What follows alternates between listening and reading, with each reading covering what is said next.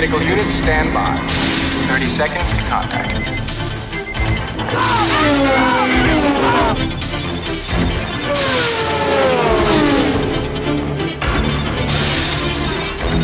20 seconds.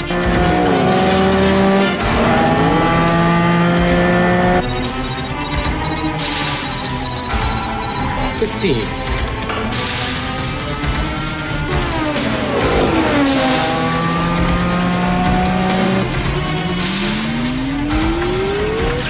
10. 5.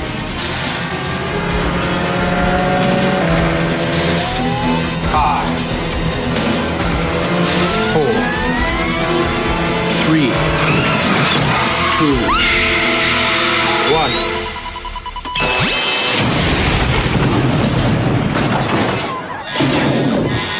We got him. Let's go.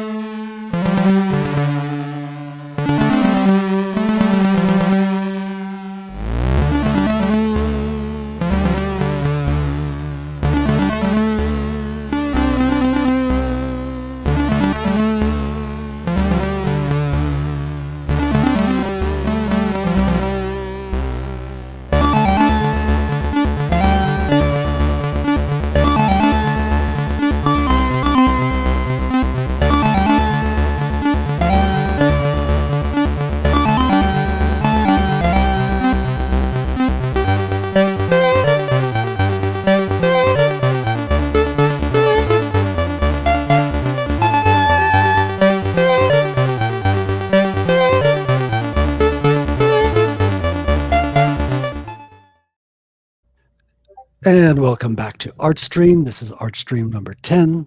So this is the 10th consecutive ArtStream. If you are a non-binary person, if you're binary, this is our second ArtStream, and next week will be our third. But for all you non-binaries, this is our 10th going on 11th. Yes, I will be making that joke next week as well, so tune in for that. And before I go into anything further, let's invite my co-host, a man that I call Bob. That's right.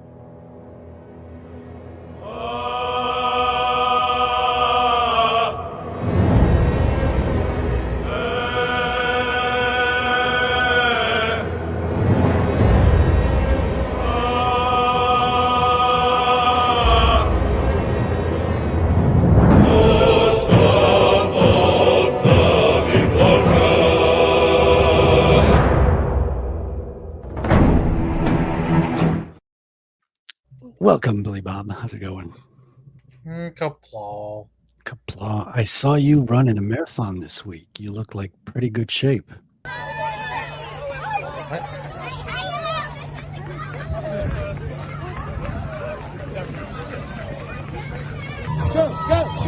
So that was you. I watched the double race and crossed the finish line.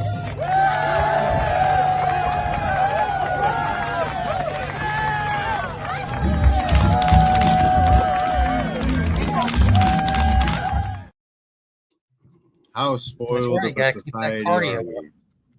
Will you be attending the Paris Olympics by any chance? Sure. And yes, we're also joined by Wrangler from Frequency Studios and James. How y'all doing? Doing good. How are you guys doing? I look at your intro and I see that Alita Battle Angel in there, and I'm like, why didn't they make another one of those? That movie was fun. Because the movie didn't make money. Really? I'm surprised because it was great. It did though. Like it didn't totally flop. Yeah, but it didn't make money what they were wanting it to make. That's why. Yeah. I don't care. I'll sim for that movie. I loved it. Yeah, I liked it a lot too. It's just like Alien Isolation. When that game came out, that game actually sold pretty well. It just didn't sell what they wanted it to sell, so we never got a sequel. Technically, we Gotcha. shitty mobile game, but we don't talk about that. Okay. Also, that was like that the Transformer in there, the Seeker, is the most Starscream-like appearance we've seen in live action, and it wasn't Starscream. Okay, Right. so yeah, sorry, I didn't mean to interrupt, but we are also streaming on Zapstream tonight, by the way, which is a kind of like Noster service for streaming, so basically the YouTube of Bitcoiners, if you will. So instead of an account, you're using a crypto key. So yeah, it's something I wanted to try, and we'll see how that goes. So Frequency, you got to see the review video. Yes, I did. Dude, I could not remember it was Gus and Yeah, I get it. 2G names. It was easy to swap around. Gus Decker was the old guy on the ship, and Chuck Gentry was the one who was out in the field. For everybody else, which review are you talking about, Bob? his on Otter's channel, the Haley Star Badge. Yeah, I didn't get a chance to watch it yet. I was going off like pure memory when we recorded that, so I was like, wasn't Gentry the old man? Like Gus was the bald one. Yeah, Chuck Gentry is the bald one, and Gus is the bit of an older guy. James, what have you been up to? Just finished up my stream with the Black Knight and Snow, RH Snow. Very epic stream. We went in deep on character archetypes. I think you were there for that one, and I think I saw you in the chat a couple times. You did see me in the chat. I was there for that one. Unfortunately, not more than 5 minutes. I'm going to have to re-listen to that while I'm at work tomorrow. Yeah, I was working on a hot water heater, and it just things were going a little irritating, and I missed pretty much everything you guys said. That's all right, man. You got to do what you got to do. But it's a good stream. Complained about woke, got some insights on socialism from Black Knight because he actually lived under it. So yeah, that's right. Very interesting insights from him. So it's really cool. It's a real great stream. Yeah, I'm going to give it another listen on Thursday while I'm driving. Job. Besides that, I got a trip coming up Friday. Going to be out of town for 2 days, hanging with some friends. And then I need to actually start focusing more on the Substack. I want to start producing more for that soon. Don't know what yet, but I'm going to be brainstorming. I still got to say, out of all the Substacks I've looked at, yours is really yours is the top notch as far as just straight up visual appeal. Thank you. I do try on that front. I try on. Are you still working on releasing a version of Glimmerleaf on YouTube? I think the audio version you were talking about. Yes, you know what? That's one other thing I need to get done too. I want to get that done before the end of the month, so I got some time, and I want to release some other marketing materials first, so that way I can build up at least a little bit of hype somewhere, maybe. It's all about building up that anticipation. Yeah, you got to do that. By the way, I'll build a little hype right now. I'm working on the coloring for my comic. You guys want to see a little snapshot? Yeah. Hell yeah. It's not complete by any means, but here's where I'm at with that. Here we go. It's like partially colored. Yeah, exactly. So the flats were done a while back. You guys can see this, right? I can see it, yeah. Okay. So the flats are done, and I started doing effects on most of the panels of something that's done on it. And it's going to be done this week. Looks beautiful. Thank you. Like, I'm using a new technique with new software, so I'm not used to it yet, but I'm enjoying it. Nice, nice. Those wings look like they were a bitch. Hold on, I should full screen this. Is it here? This is better. Oh, there we go. Let me just give another scroll. Oh, it's full screen. You can see the prison here, North Montreal. Is that a real prison? Yeah, that's commonly called the Prison of Bordeaux. Officially, it's Prison of Montreal, but since there's another one, or there was another one when they built it, it's communally called the Prison of Bordeaux. Gotcha. All right. Hey, Pablo, how's it going? Welcome. Are you watching? You're watching on YouTube, right? Can you see us on Zapstream by any chance there, Pablo? Okay. And here we go. So that's what I've got so far with the color. Page Nice. 1 is also done, and that's available on the website. imakecomics.com. Check it out. Let's give it like so. Very cool, man. Very cool. Awesome. What page is that? Squeak, squeak. I hear that was page 4. So I got page 1 and page 4. I'm skipping out on page 2 and 3 because you only got like 4 to show. If you're using the usual indie kind of approach. And hold on here. I think we've got someone scratching at the door. I hear something.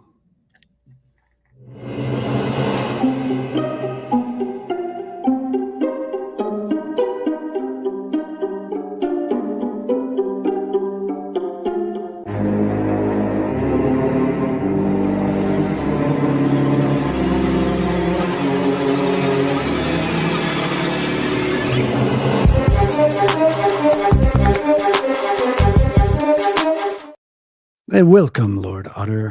How's It's it going about today? time. Now, where's the fish? There is no fish. Oh, no. You duped me again.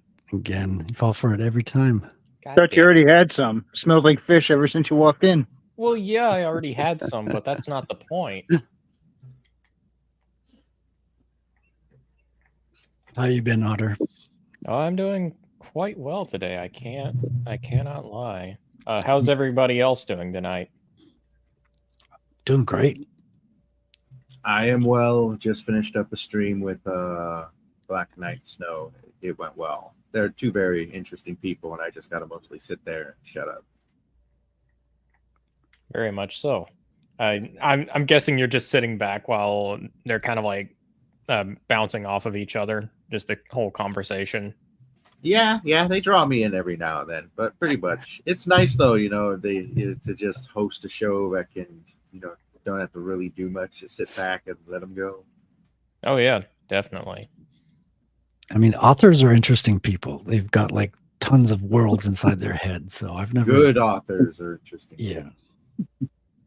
Our hobby or profession, depending on how much we've gotten into it, it's trained us to have some very strong opinions about things just in general.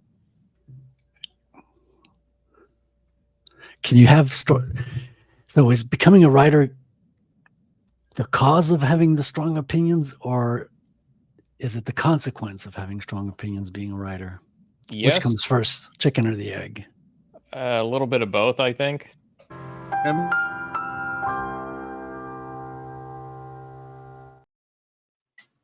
Writers are humans, man, and they're very complex things, It's rare that you find two that are exactly the same. That's a good I point. think you start writing because you've got something to say, and the more you keep doing it, the more you realize you have to say. Yeah, and it doesn't really get easier. I think it's kind of like art. You keep pushing yourself, so you're always kind of at the max that you can perform. Yep, that's a great way of putting it. I mean, it's all a muscle, and the more you do it, the better you're going to get at it. And it's a bunch of different muscles as well. Like you got a lot of different areas you can be good at, not so good at, and train at, and get better at. Like world building, characters, giving your characters a voice, structure, pacing. I see it all as a big balancing act, but the big key to it is just having fun while you're doing it. I do think that's it's one of the primary motivators for any sort of creator. Always have fun with what you're doing, and I think that passion is going to bleed through too. Like the way I was laughing my ass off the entire time I was writing a daydream sequence. Oh yeah. Yeah, I feel that way about drawing too. Still a little bit new to writing. Have you ran into much illustrators that dislike their own craft? I mean, sometimes I dislike my own drawings at different stages. Interestingly enough, like my own opinions of my work changes throughout the production cycle. But Oh, interesting. yeah, no, I've seen artists that are too in love with their works, and they're usually not the best artists I know, if you know what I mean. But yeah, I guess like when I'm starting to put color on, I usually hate that phase because everything looks uglier for the first stage of coloring. Uh, it can be that way as well in the layout pencil stages. Sometimes you don't get the things quite right.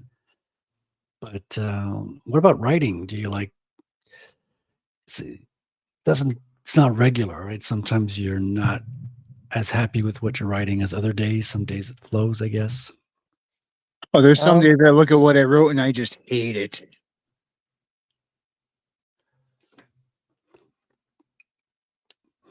yeah, And for can me you, it yeah, for go me ahead. it's I don't know. I think part of it is it all comes down to what your process is, but I do think there's measures you can do to help make it more aligned with something you like.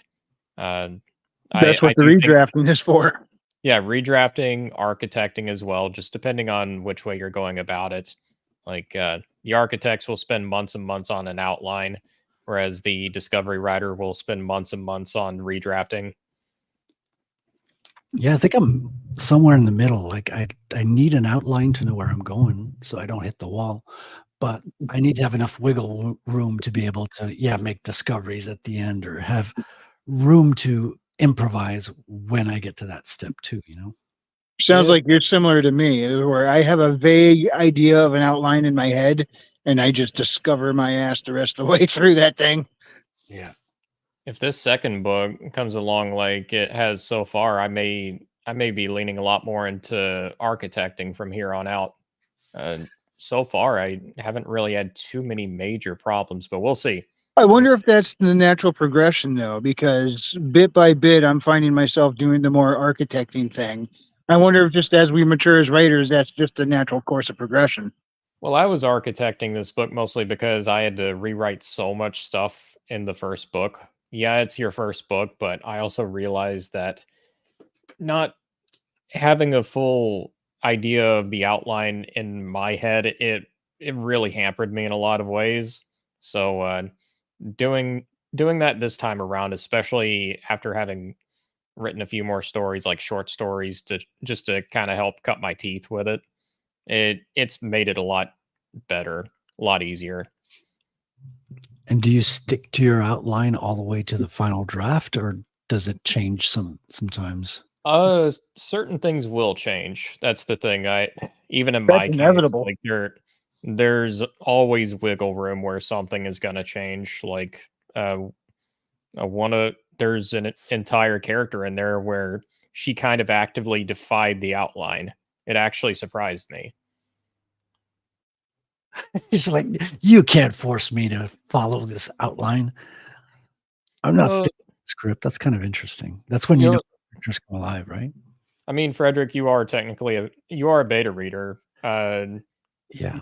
w- the you'll probably find out who I'm talking about maybe closer to the end of the book because I had her set for a couple of different roles when I was outlining. Then once I actually started writing her out, I went, "Hang on, it doesn't make sense for her to do this. She would do it this way instead." And then it just kept going and going and going. I went, "Hang on, this is something I didn't plan for at all, but I actually really really like it." Oh, that's the best.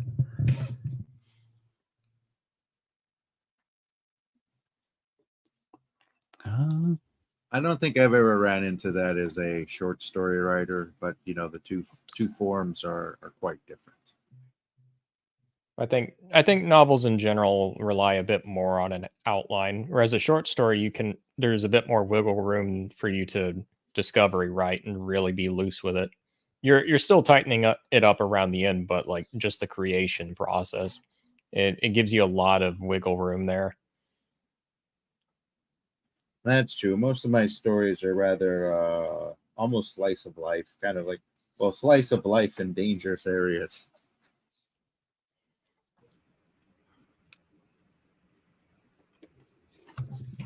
So how do you start with your story? Do you start with seeing a beginning, an ending, or just a really cool scene you want to grow a story around? Or like, what's the first kind of spark to your stories usually?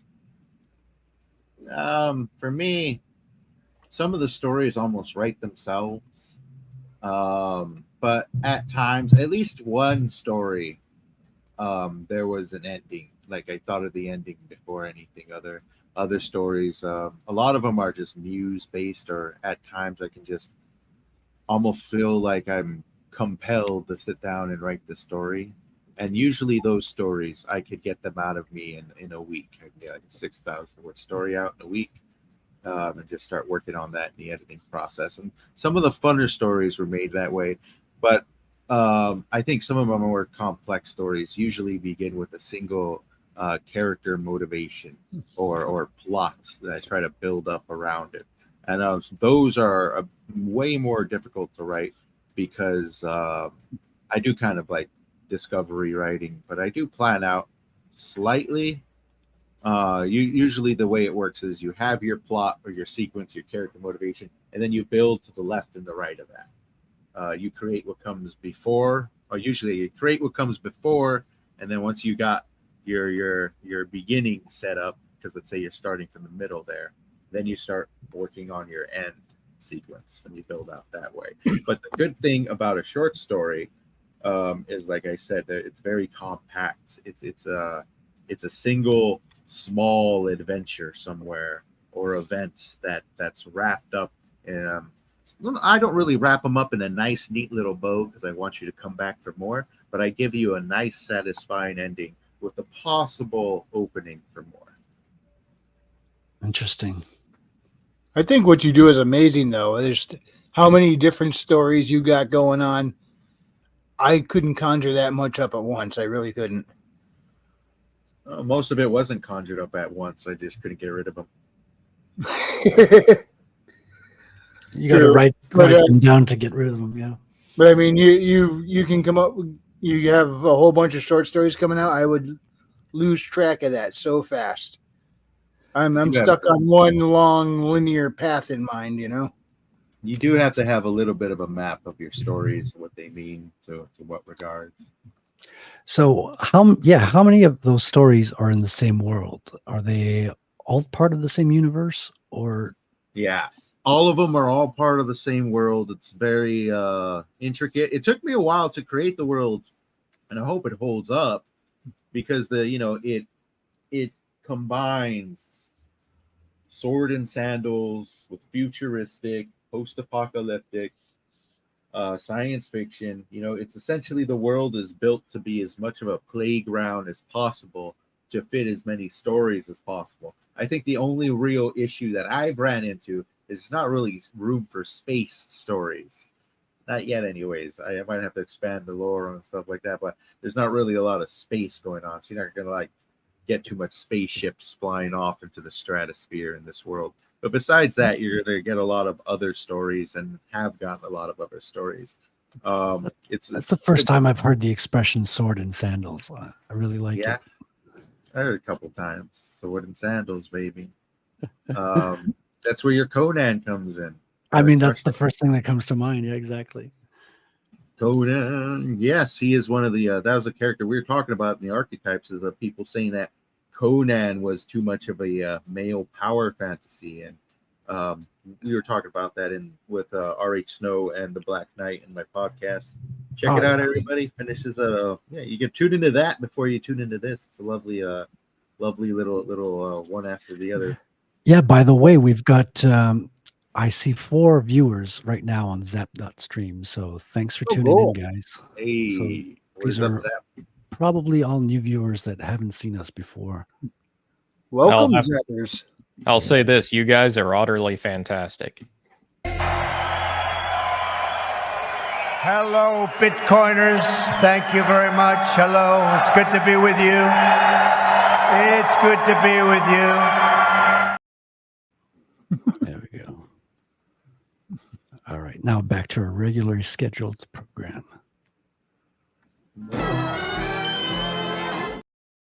So I guess Black Knight's been doing archetype articles on his Substack.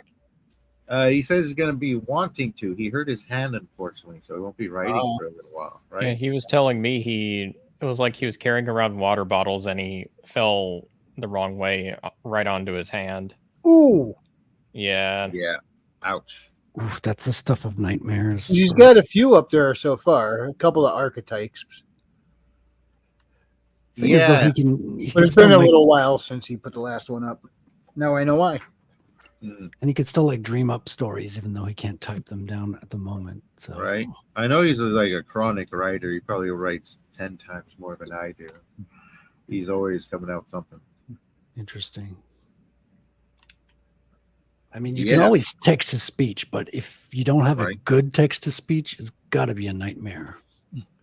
Black Knight's probably the only guy that can look at Stephen King and say, "You need to learn diligence." Yeah, he's put out a ton of books, hasn't he? Yeah, Oh yeah, Stephen I mean, King. he hasn't put out as many as Stephen King, but as far as his rate of release, I think he'll catch up. Yeah, he hasn't been writing as long as King either. Yeah, I was about to say Stephen King's been writing for the better part of half a century, I believe. And Black Knight is still going to catch up to him. I think Black Black Knight Knight started is the in flash of literature. yeah.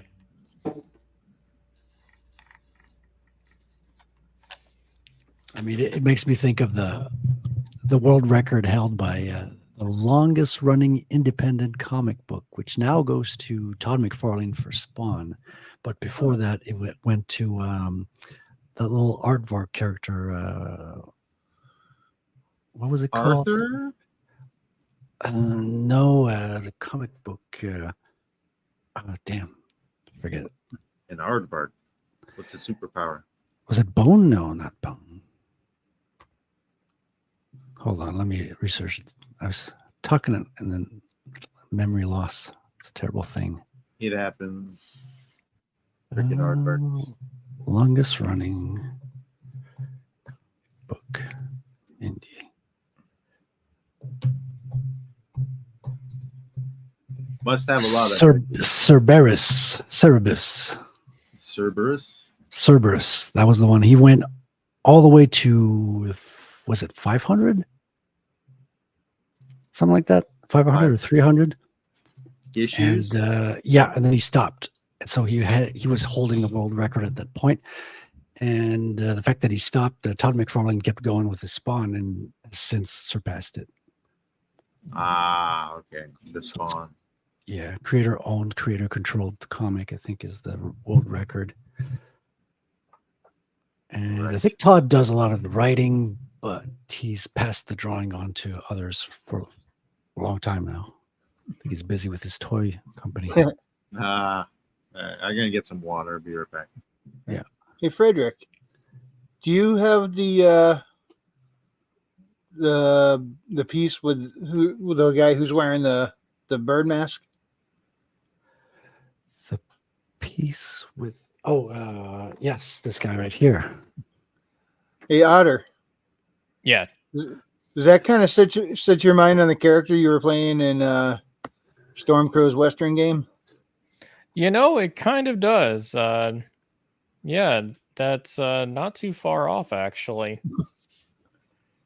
Just imagine her with boobs, and there you go. That was my character. That so much so that when he first showed me that what he was working on there, I thought you commissioned it. No, I didn't. Not at all. No, it's just a happy coincidence. Yeah. And this one's a male character. There are a trio of male characters. And similar to when I do a commission for James, I was given, I think it was AI renders of these characters and asked to do an interpretation on them. Yeah, what was really fun about that character is I didn't even know I was going to make her a mute until I started actually role playing. I was like, how am I going to role play with her? And then at the last moment I went, maybe just not have her talk at all. Maybe just have her make vague expressions and gesticulations with her hands and legs. Yeah, that's fun. The silent protagonist. Yes. If you want to call her a protagonist. I'm still not sure on that. It's debatable. I mean, it can really enhance a character or even a story because, like, I've had this comic in my head all week. It's the G.I. Joe number 21, and it's a wordless comic, so there's no dialogue in it. It's all silent. It's like a fight between the two ninjas, right? You got Snake Eyes, you got Storm Shadow, and not a word is said. It's kind of famous for that, and it's super unique. It's like one of the most expensive of the early series because of that. It's like super revered in a way because it's like an artistic challenge as well. Like, how do you write a comic without using any words? You gotta let the pictures tell the whole story.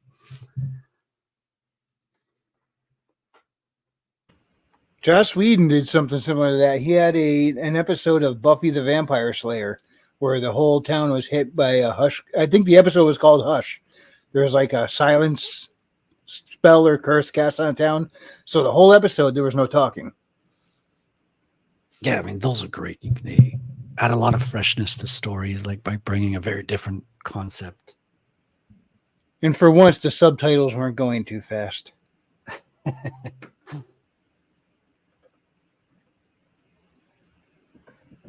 Oh, wait a minute. Okay, there was subtitles to the Hushed episode. Okay. No, that was a joke. Yeah. I was lagging. Damn. I mean, subtitles have taken a new place in culture right now. Like, I'm hearing a lot of people quote them when watching TV shows, especially The Acolyte. Like the description, especially not just the regular subtitles, but the subtitles for blind people, I think. So you got the whole description of what you're seeing as well. It makes for interesting storytelling. It adds like a new dimension watching shows with those on. Wonder if we'll ever see a book that's converted to movie and the whole movie just has like subtitles of the book page because it's such an accurate translation. That would get obnoxious real quick. Yeah, I mean, trying to show the text of the whole book scrolling by on the bottom of the screen while the movie's happening. Yeah, no, that sounds just very distracting.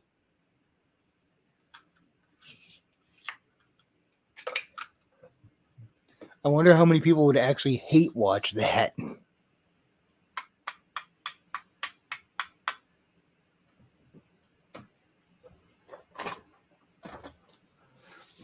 I mean, subtitles can be distracting sometimes because, especially, like, I like having movies play like next to while I'm drawing, so I can't do the subtitles. Like, I couldn't watch a film that I don't understand the language because of that.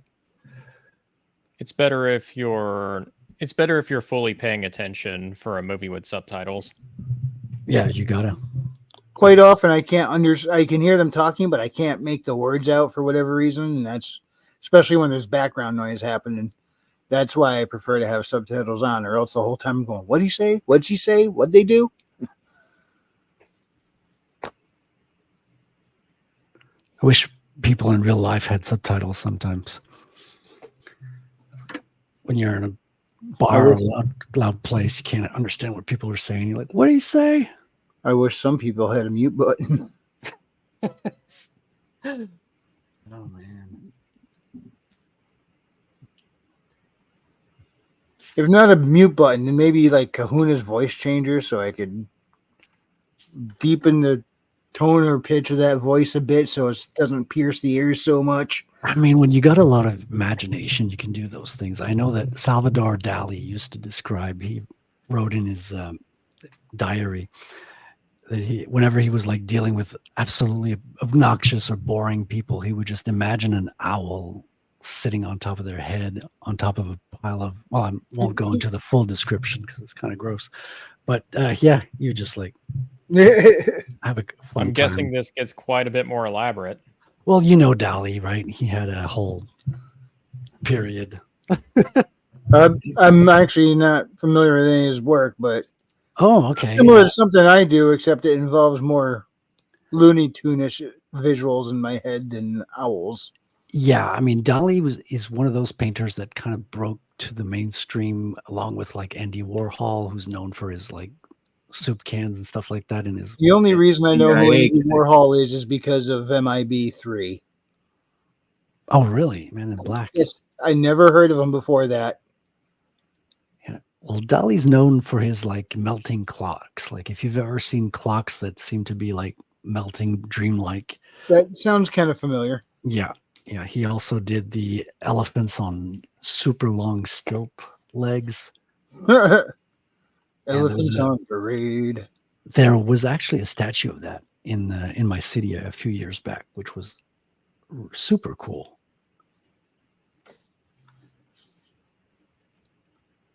Right? I don't know. I'm also not familiar, unfortunately. Maybe we should bring up some images of his artwork to take a look. Yeah, I could do that. Oh, let me get Dali.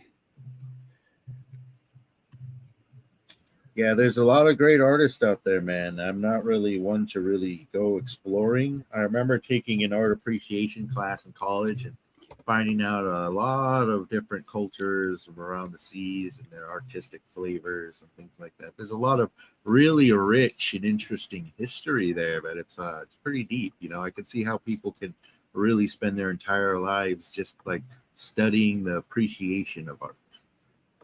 Yeah, I mean, I went to art school, so I take it for granted a lot. But here we go, Dali, share. Can you guys see my Dali tab here? Yeah, I can see it. Okay, so these are the ones that I was telling you about. These, can you? Hold on, let me back up.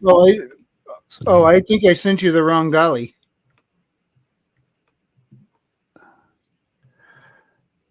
The wrong Dali? Yeah. You got these long, elongated, dreamlike visions on. These are the elephants I was telling you about, like huge, long stilt legs. Yeah. And this is you got long-legged horses and elephants here. Interesting. I want to see them all start doing the river dance. He came out of the Dada movement and was with Andre Breton, who founded the Surrealist movement.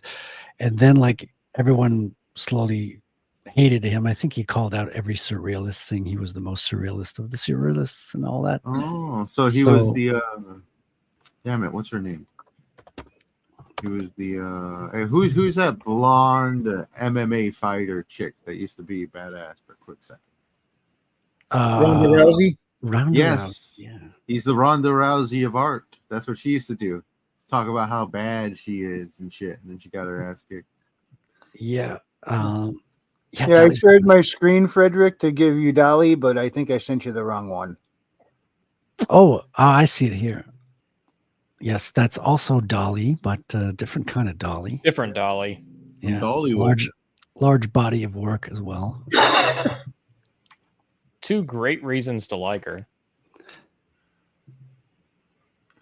Hello, Christina. How's it going tonight?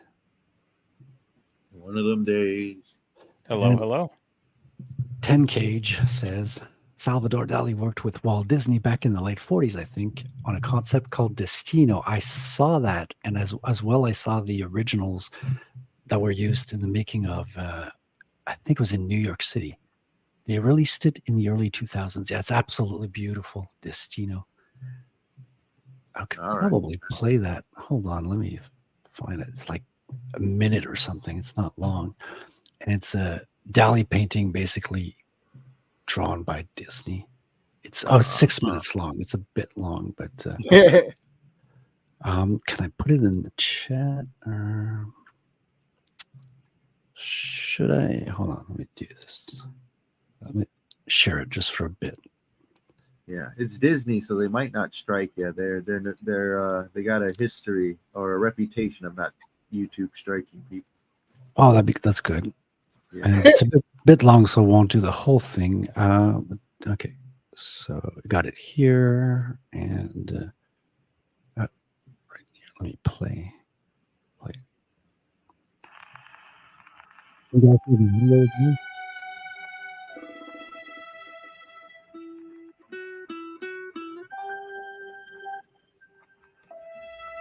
That's the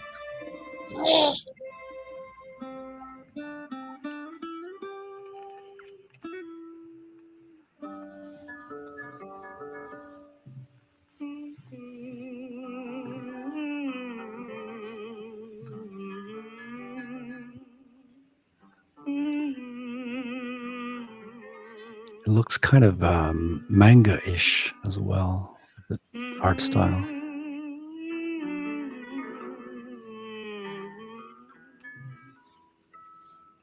Now I can smile and say, Destino,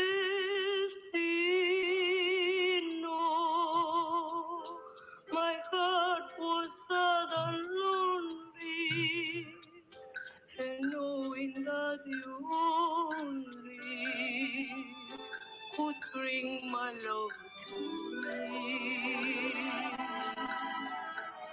Destino, this heart of mine is free now. My empty arms are filled now, as they were meant to be. For you came along, out of a dream I recall. Yes, you came along to answer my call. I know now that you are my destino. There you go. It's like an acid trip or something. Yeah, it's a dream. It's because Dali said, "I don't do drugs. I am drugs," and he was like channeling most of his art through dreams. I'm not an expert, but I'm kind of inclined to agree with him. He was a crazy guy. I'm not sure I dug the character development. I don't think they're. Yeah, it's quite a character morphing into something else. Yeah, very dreamlike. It's not a narrative. It's not a typical narrative. Yeah, it's wild. Destino, it's called. So yeah, check it out. It's worth it. 6 minutes.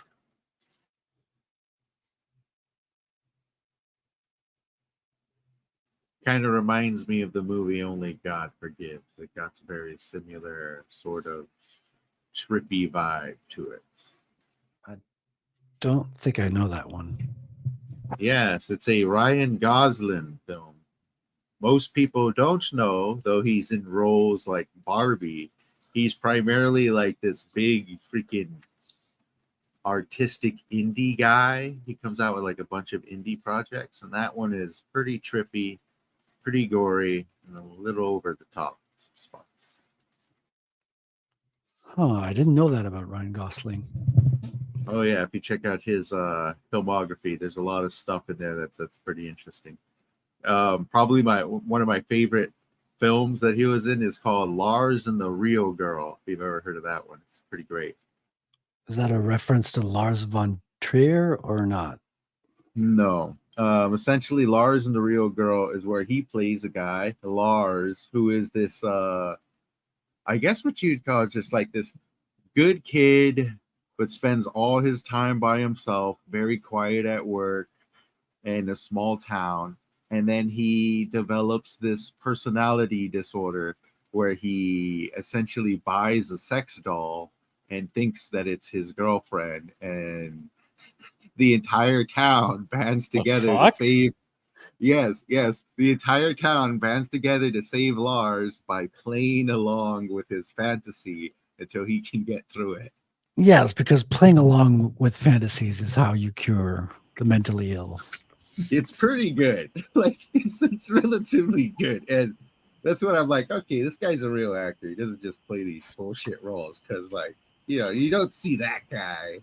What is the one movie where Tom Hanks is in where it's like he gets so much into a D&D campaign, it's like he becomes completely delusional?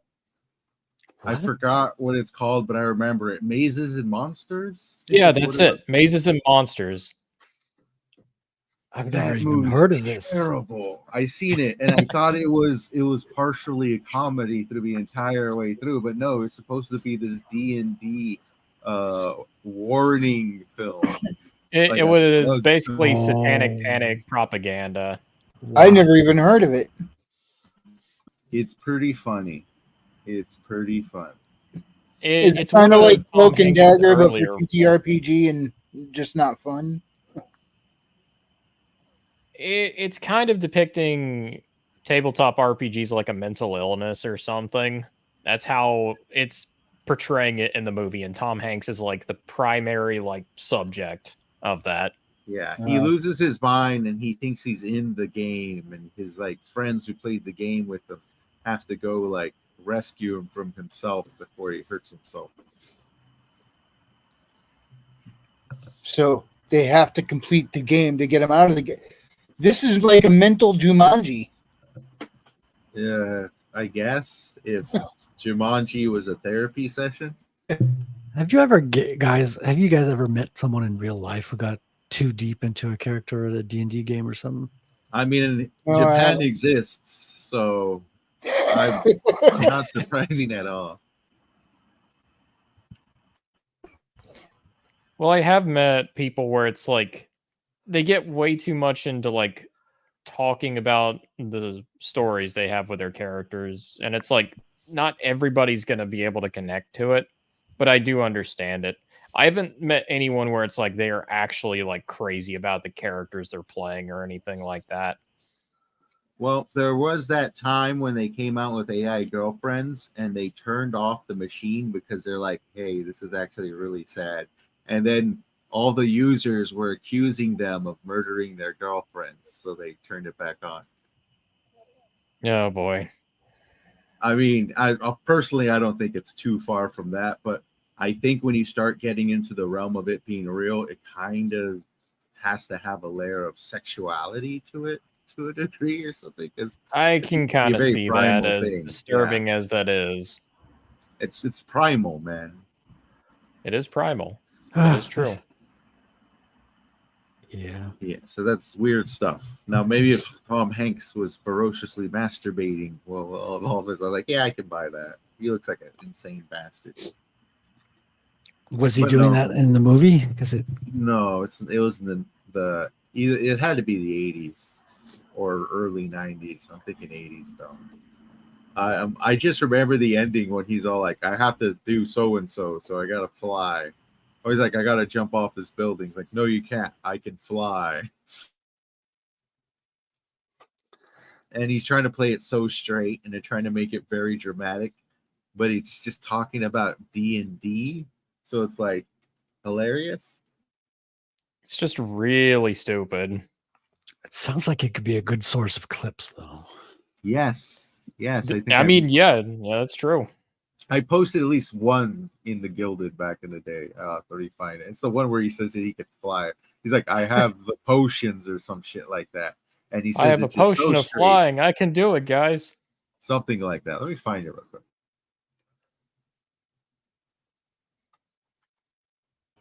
Anybody remember the opening scene to Kick-Ass where he's talking about being a superhero, and then this dude just like drops off a roof with a superhero costume and splatters on the ground. He goes, "No, that's not me. That was just some crazy guy who thought he could fly. He couldn't."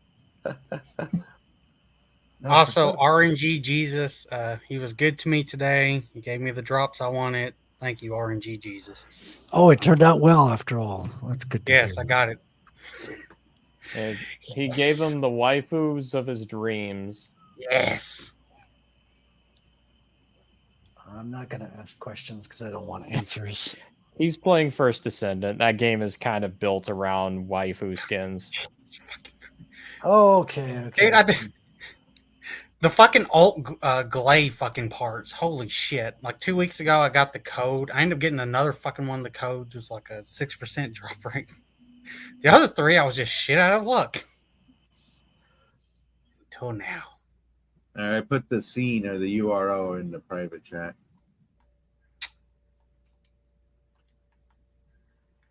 Do you want to load it up, Billy Bob? It's What? quite the dramatic sequence to make you cry.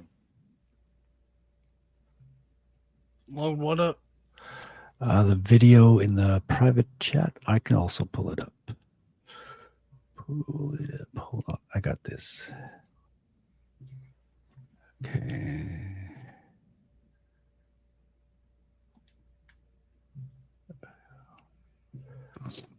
Share it.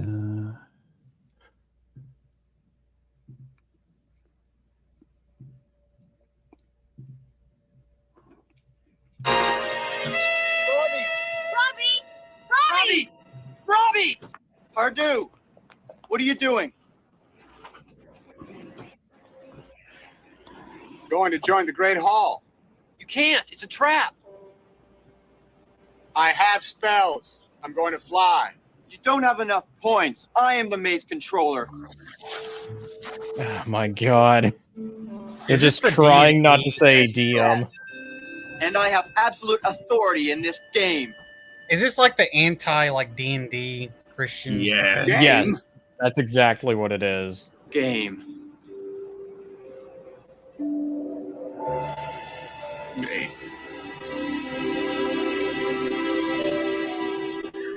He said I cast Grant Flight, which is a level 4 spell. JJ, what am I doing here? Clip. Oh, that one always makes me laugh. It's so good. Why can't I remember? Oh, I feel that way all the time.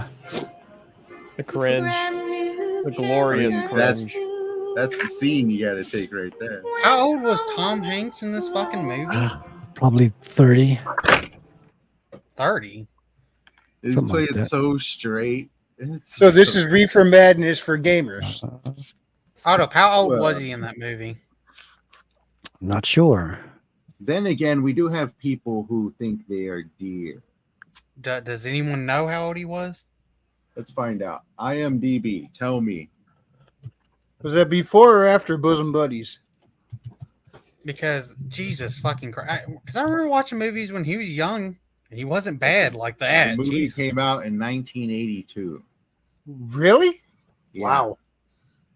How old was he in there? Tom Hanks.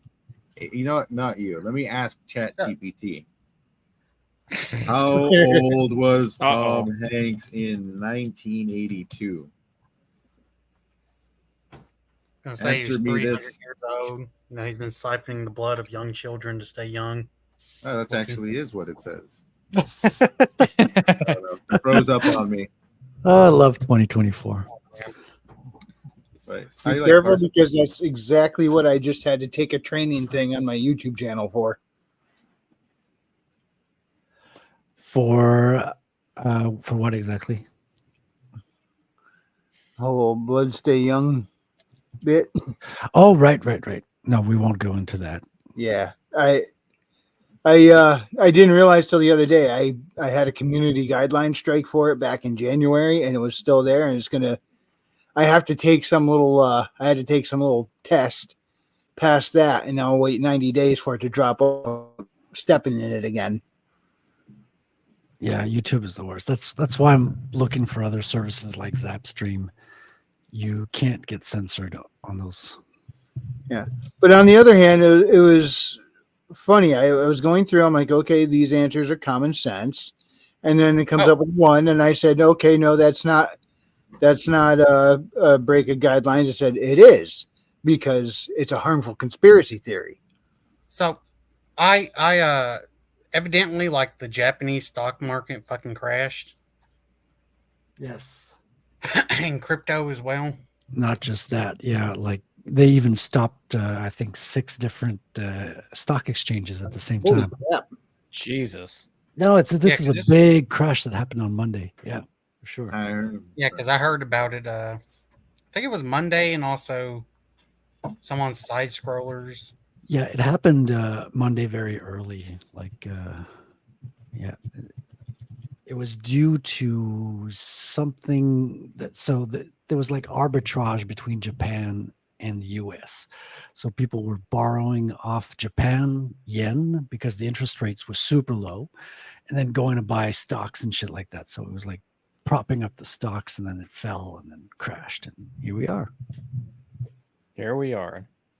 World War III is coming, boys. Well, that's the thing. All the money went to Lockheed Martin stocks, which, yeah, it does, lead you to think, okay, so money's going into the military industrial complex now. What have they got in store for us? I never been so happy to be basically blind. Right. You can't recruit me unless they're at the gates. Yeah. You don't want to put a gun in my hand, friend. I will accidentally shoot you, not because I want to, but because I don't know who you are. Distance. You think you can't see anything at night? Huh? Yeah. Well, this has been a fun year. Alrighty, guys. It's just starting, man. The election's in November. You know what? I'm going to start a journal and name myself. I'm so excited.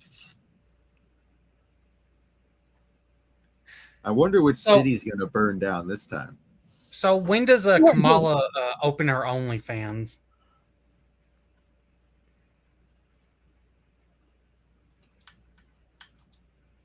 Anyone know? Everyone's Googling. ChatGPT probably has the answer to that. Yeah.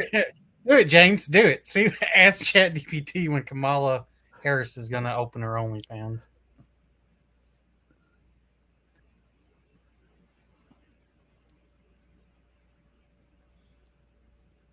James is on mute. No, you're going to be very happy with me.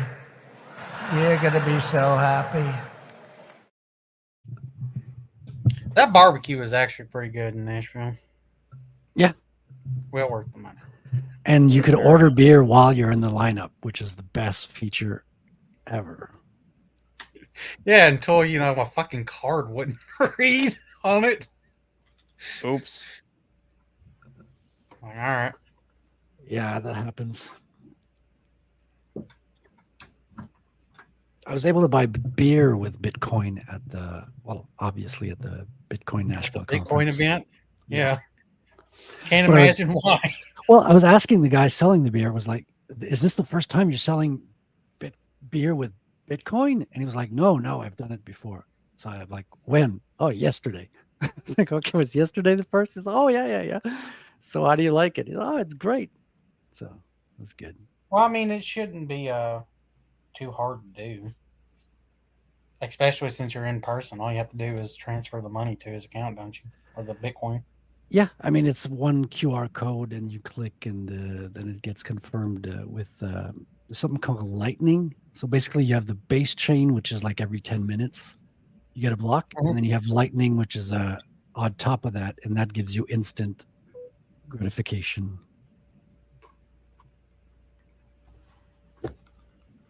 Woo! Hey, thanks for bringing up that stock thing, though. You just reminded me to buy the dip. You see, boys, this is why I only invest in guns, bullets, and food. Well, those are all very good things. Those are all good investments. So I also invest in gold and silver. And then once it's on the market, I will also invest in women. It's only a matter of time. I got a clip for that.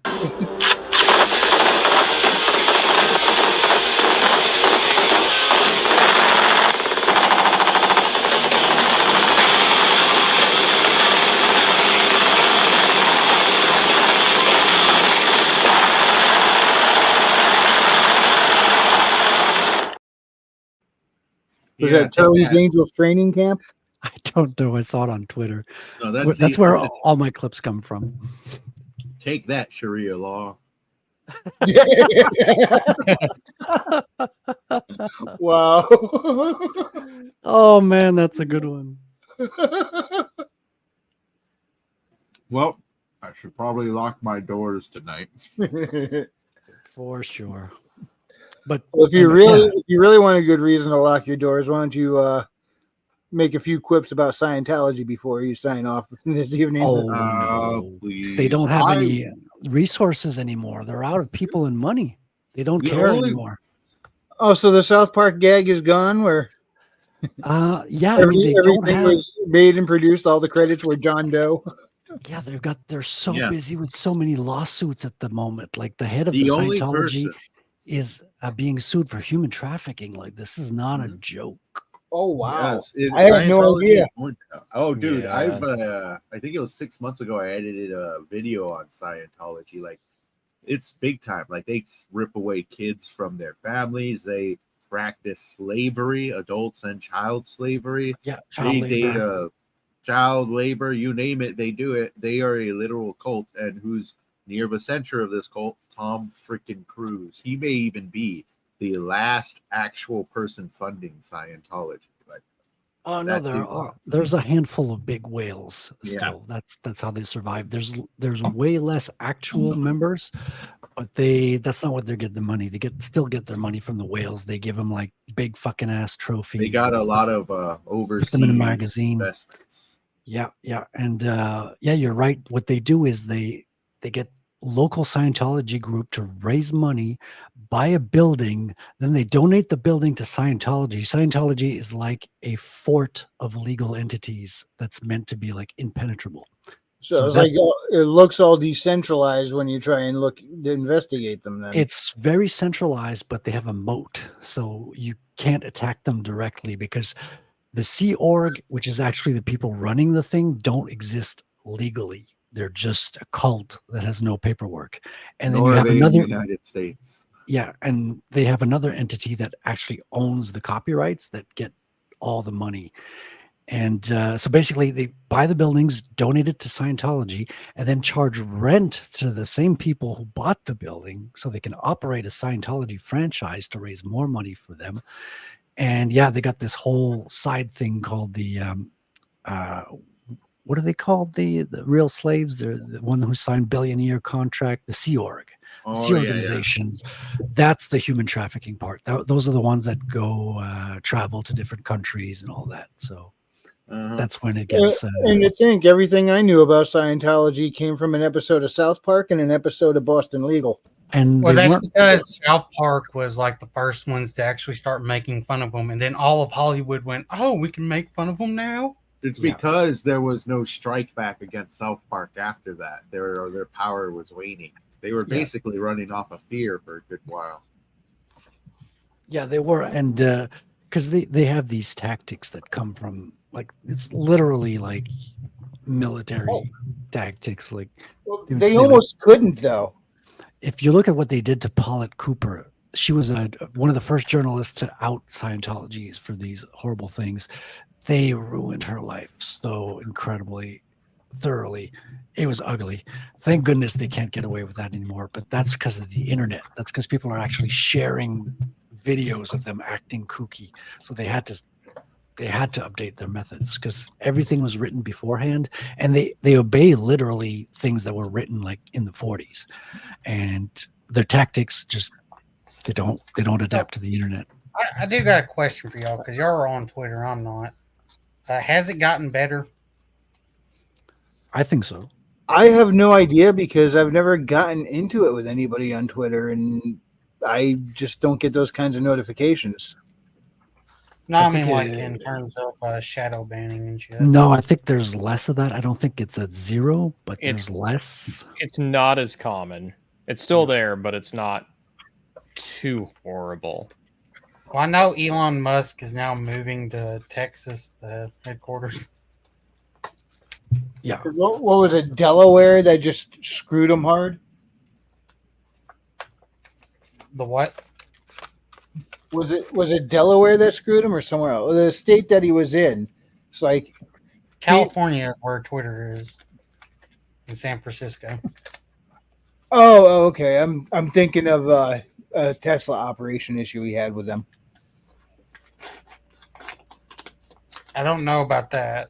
Yeah, he's got a lot of companies. Is it not? He's got X, he's got SpaceX, he's got Tesla, which has a Model X. Listen, Elon Musk, buy YouTube. Please. Oh, pretty please. I don't think and Google's getting hit with getting hit with antitrust shit now. Yes, they are. We're labeled monopoly now. Yeah, well, you got the Gina Carano lawsuit against them, right? Yep. That's against Disney. But that's Disney. Sorry, that's not a I was thinking, of which is something good else. actually, because they might be calling up some bigwigs like Kathleen Dude, Kennedy. I saw that. Yeah, Kathleen Kennedy might be on the stand. That's going to be. They're never going to fucking stream that. That would be too good. No, I mean it's a federal case. They don't do that for federal cases. It has to be a state case. I want to see the Cartman version of her show up. Yeah, I mean, we're still going to get script. What do you call it? The transcript. Transcript. Thank you. Listen, the great thing is Elon Musk has money, so he can afford to do this fucking lawsuit for her. Yeah. I think what is his only condition is they don't settle at all for him to back Gina Carano. Yeah, because he wants to go through, so he actually gets discovery. So that's the interesting part of the lawsuit. It's not as much who's going to get a settlement, but what we're going to learn through the process of seeing what happened. Mm-hmm. Through the documents. I think Hollywood is one of the largest criminal organizations there is, so I want to see what they hide. Well, we can extend that further. In my tinfoil hat brain, Hollywood and Washington, D.C. are two arms of the same beast. I mean, politics is the Hollywood for ugly people, basically.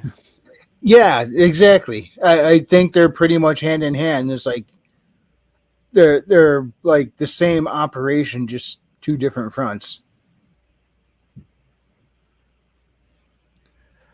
Well, I guess saying Washington, D.C. would be the wrong choice of words.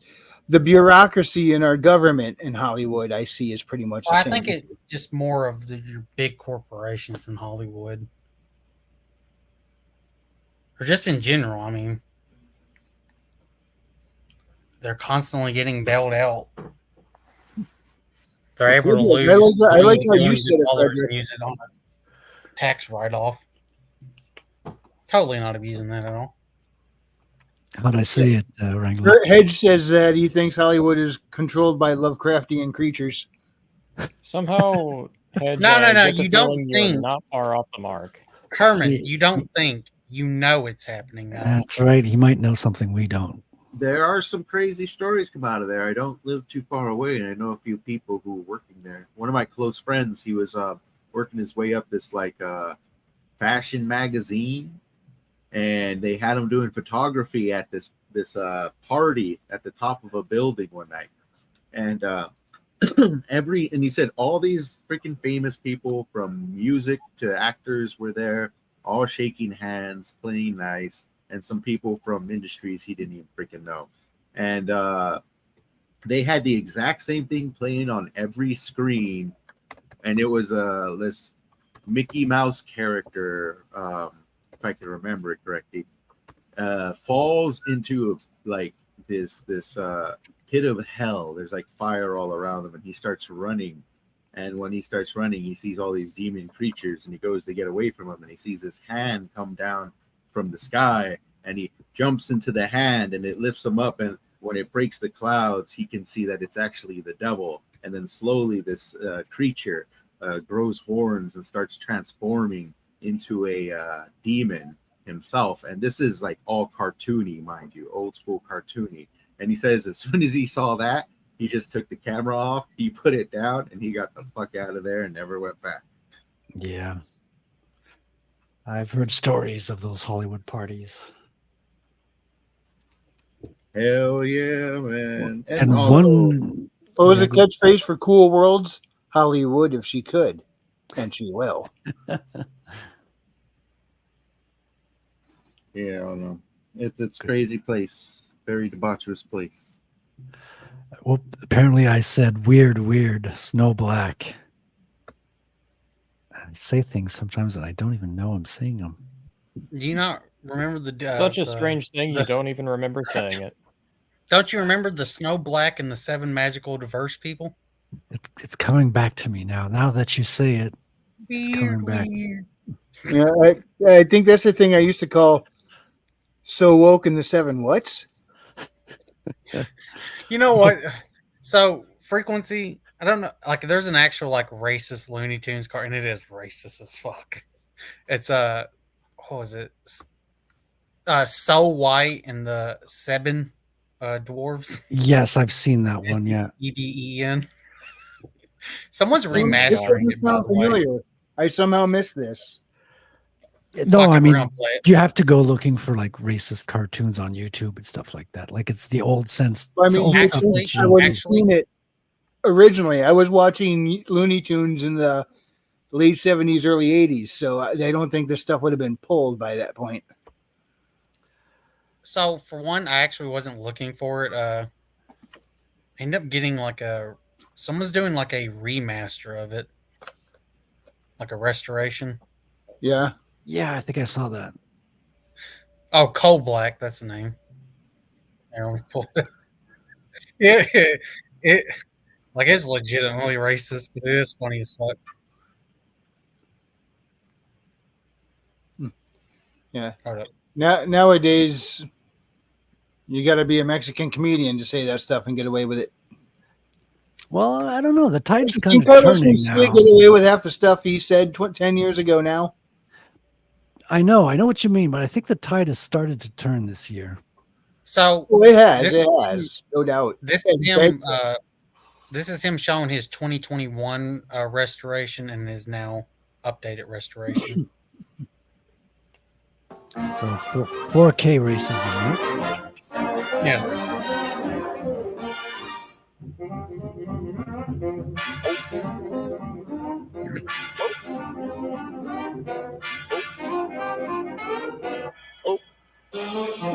Magic mirror on the wall. Send me a prince about 6 feet tall.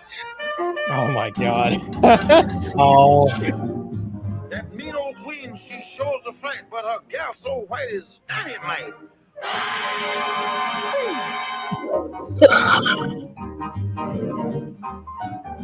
My hair's coal black, but my name's so white. I wash it all day, and I get the blues in the night.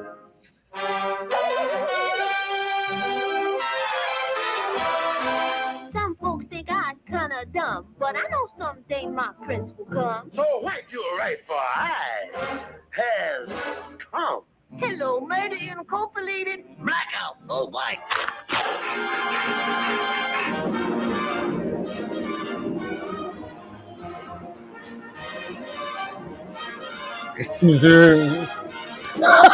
Whoa!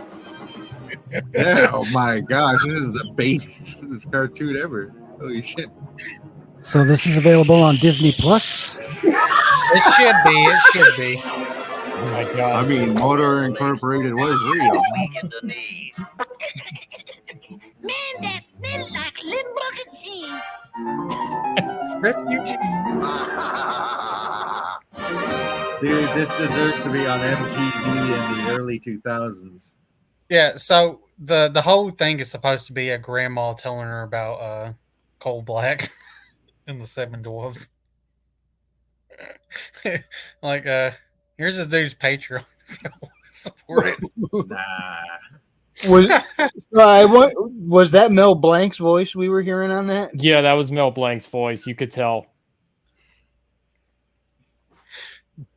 So, anyways, I got recommended that because I think I watched other like restorations once. Right. Restorations. Sure. Right. No, it's. I've seen the because I've looked up the actual original one. He's definitely making progress.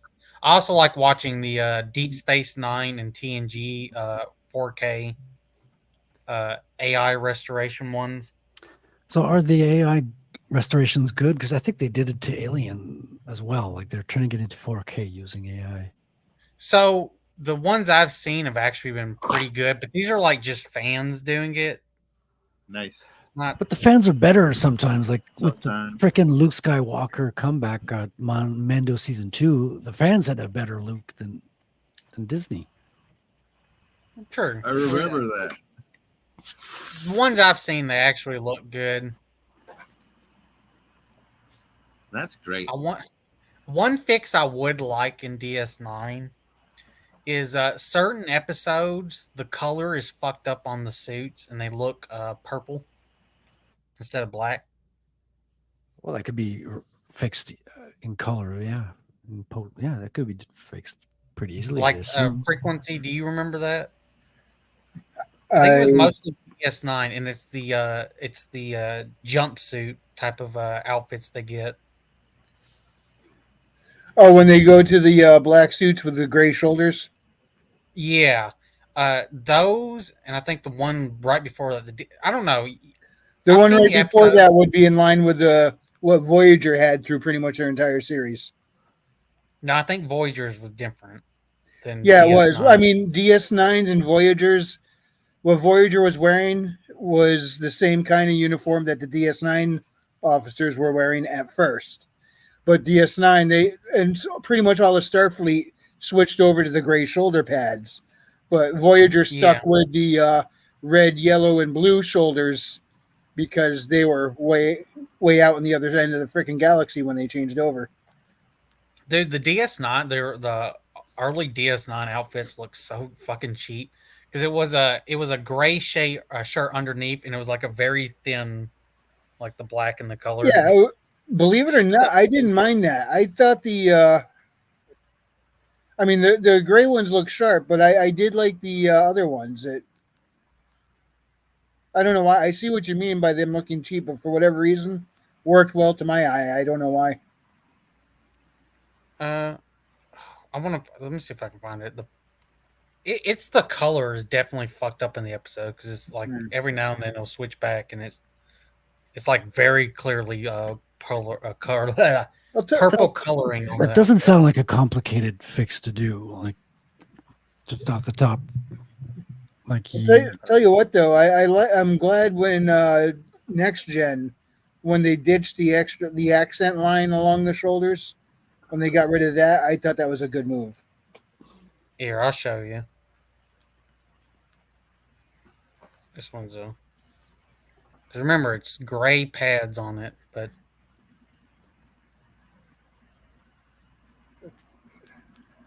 oh yeah, they do look a little purplish. Oh yeah, yeah. It's like because I done my rewatch and I was like, man, that's like really fucking purple for some reason every now and then. Super easy to isolate and color correct. Like it can't be hard. Yeah, I think if I remember correctly, either the suits were fucked up or something went wrong. I mean, it could be the suits, it could be the color, the lights, camera, the lights, camera, mix of it all. What was you know what suit I actually like, Frequency? What's that? It's before they did the gray suits, they did a different version in TNG, which Captain Picard was the only one wearing it. It was like the one with the jacket and stuff. But yeah, I do like the jacket. Yeah, I think it was a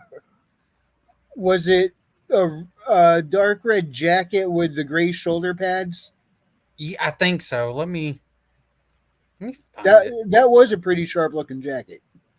I think it wasn't even like a full season he had it before they switched over to the grays.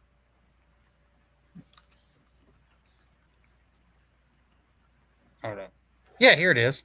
What's kind of funny is in some of the movies that came out during the suit changeover period, you saw people on the Enterprise wearing a mix of the uniforms, some of the old, some of the new. Hold up, I got it. I actually like this outfit. Didn't mind it. Kind of wish that's what they kept with instead of the gray. Now, I actually don't really remember what Voyagers look like. Matter of fact, I think this is the episode. No. This is in TNG. It was specifically in the episode when he started wearing it, is where him and Beverly get stuck on the planet and they're having to like learn, like their communicators aren't picking up this other people's language, and they're having to like try to communicate with them until the translator can identify their language and then translate it for them. Hey, do you That was like remember the that? entire episode. Do you remember that episode where the translators? It was a translation issue. The problem was that the translators couldn't translate the other people's words, but the way they spoke was so Yeah, that's what I'm saying. esoteric. Huh? Yeah, Is that's that the episode I'm talking about. It's him and Beverly on the planet. They get stuck down there and they have to Okay, talk I to didn't them. think Beverly was with him. I thought he got stuck down there with the captain of the other ship until they learned to communicate. Unfortunately, the other captain didn't make it. If I remember correctly, Beverly was there because it was an episode with them both like arguing with each other and shit. Because Beverly's a little bit of a cunt, Just a She little did bit. raise Wesley, so Yeah, they would say something like the walls of something or other, meaning somebody died. And, Oh yeah, when the walls fell. That's it. yeah, You know what? What was? but I'm it just was fucking.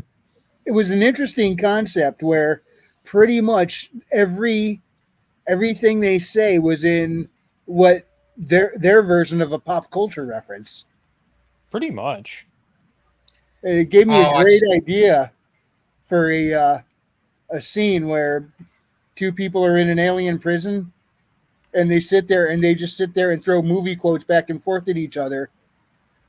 And what they're doing is they're forming an escape plan. Meanwhile, the guard hears them saying all these statements that seem so disconnected to him. So they just sit there and right in front of the guard, plan their escape, and he's got no idea what they're saying because everything is just a quote or a pop culture reference.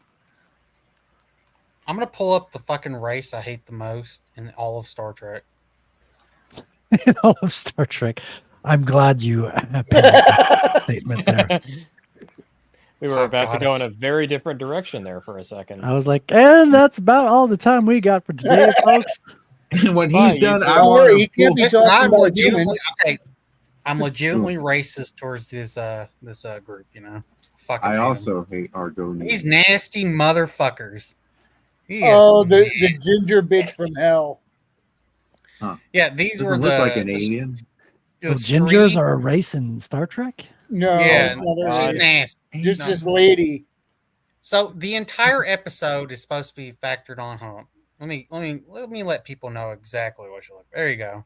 There you go. Then it's like you know how they make people ugly on purpose in the video games nowadays? Yeah. That's this race. Measles. It looks like they just really had to try to make an alien somehow. So they're like shedding and shit as well. They smell. They're all fucking like nasty looking. If I remember the whole correctly, thing she is a was just nasty to matriarch everybody. society. So basically, they flipped the gender norms. So instead of the men being the leaders and shit, it's all the women. Oh, it's the woke species. Yeah, and so in the episode, Kira ends up becoming like kind of befriending this ugly nasty bitch. And basically, she ends up taking her to like the one like a Bajoran like flute that's playing in Quark's bar, and they have like an entire prophecy because they're looking for their promised land, you know. Yeah. So they decide, oh no, all 12 million or something of our people, or 12 billion or whatever the fuck it is, we our homeland is your planet, the Bajoran planet. You know, the one that's just still recovering from fucking recovering from the war and stuff. No, we want to make that our home.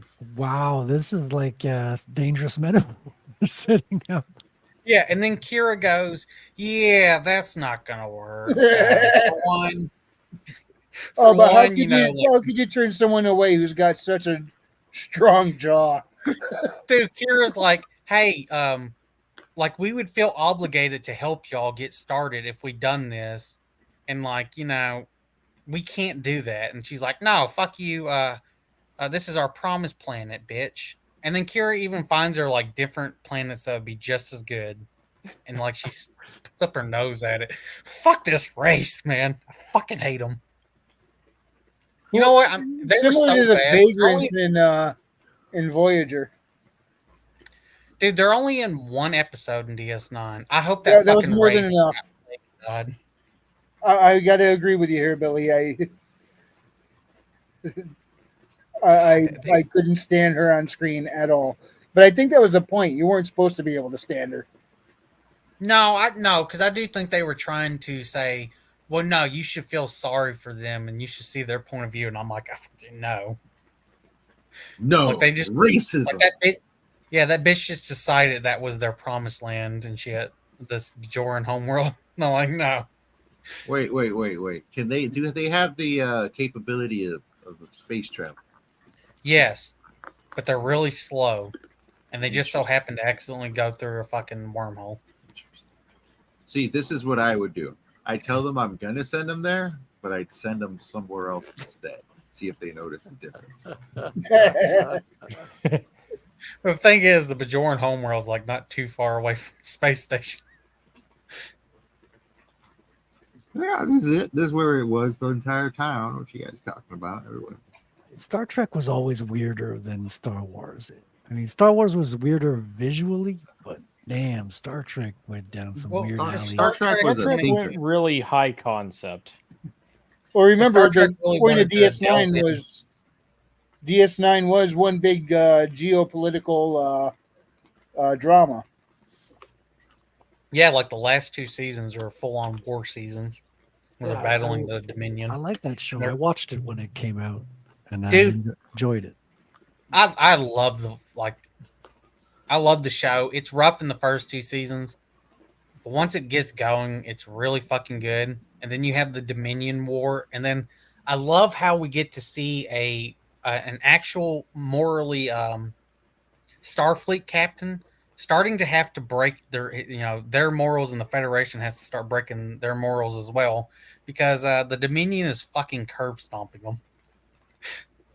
This is like people can say the Borg, but the Borg, I mean, besides destroying that one fleet, the threat was over, like really before it really began. Frankly, once They Voyager came dealt back with from the other place, that ship could have soloed half the Dominion. The Borg? No, Voyager. When Voyager got back to Federation space, after all the upgrades that they got a hold of or developed or whatever, because they were fighting the Borg halfway back. They were still fighting the Borg as they got back, but they had all new types of shielding stuff from the future. But Voyager is such a badass little boat. It's OP by the time it gets back to Federation space. So, that thing could but have here's the soloed half problem. the Dominion. But here's the problem. That doesn't matter for the Dominion. All their troops, all expendable. Unless you start hitting their fucking, what is it called? The drug stations and the Jem'Hadar hatcheries. Yeah, get rid of and the shit. white. Yeah. Like, unless you get rid of both of those, you're fucked. Like, the Dominion just keeps pumping them out. Because remember, Jem'Hadar takes only, like, what, 6-7 fucking days to fully grow into a full-fledged soldier? Yeah, pod people, super soldiers. Yay! Just what we needed. And also keep in mind, I mean, the founders are going to get onto that Voyager ship and disable it. Like, it's going to happen. Oh, eventually. I was just talking about straight up combat capabilities. Firefights. Well, technically, at I'm that not saying time, Voyager could win the war. I'm just saying they could cut a swath through that freaking fleet that they were throwing. Like, the only reason they kind of won is because they were able to close the wormhole, and then they're able to push them back far enough where they didn't have as much. But the Federation and the Klingons and Romulans couldn't stop. Like, at any moment they tried to rest and shit, they're fucked. Because they're going to keep pumping out their soldiers, ships, and everything else. Yep, they got the 24/7 production in a place that's got what are they on, a 25-hour day or 26? What they do after they close the wormhole, though, because the station is nothing without the wormhole. They have to temporarily close it. Temporarily, right. Well, I mean, they fully close it off. So basically, you have the entire, like, the. By the way, they're not even fighting the main Dominion fucking armies and fleets. They're fighting just the little bit that was on Cardassia. The main fleet was about to get through the wormhole. Cisco gets to the what do they call it? The wormhole aliens or prophets, whatever you want to The call them. prophets, yeah. And then he basically says, "Hey, delete that entire army coming through the wormhole and then shut it off." Oh no! They delete that and then go to Cot because he ends up becoming like a fucking like prophecy or prophet of like the what were they called? You had the prophets and you had the other ones. Oh, I know you're. I can't remember the name. Damn it! The Wraiths. I fucking Was it blank the on their name. Wraiths? I don't think it was. I can't remember. No, that's from Either like way, Stargate Atlantis or something. Either way, the evil prophets that were kicked out of the Yeah. wormhole Yeah, they're end pretty up much like the same shooting species, out. right? Yeah, they are the same species. They were just dickheads and they got kicked out.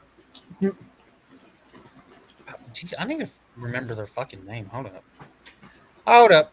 Google. DS9. Prophets. That's something else I liked. There was some religious stuff in DS9. I don't really care about just the full atheist characters. There was a little bit here and there on Voyager with Chakotay. Although I don't know how much of it was just straight made up or how much of it they were referencing actual native traditions. I really couldn't tell. It looked more invented than anything, but I could be wrong. They might have honored some traditions. I'm not sure. Oh, the But paw with wraiths. Chakotay, the what? The paw wraiths. There's the Ah, okay. So you were almost there with Wraiths. Yeah, I knew it wasn't just wraiths. I knew it was like something else with it. They're just evil little dickheads.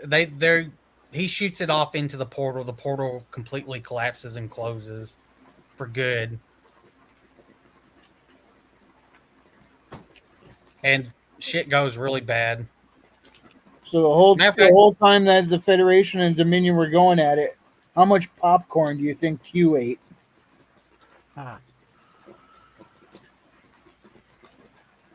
He was a dick. So, well, no, he was still chasing after what's her name, the sloppy seconds of Picard. Janeway. That's not a fucking lie, by the way. Picard, it was the Indiana Jones type of character.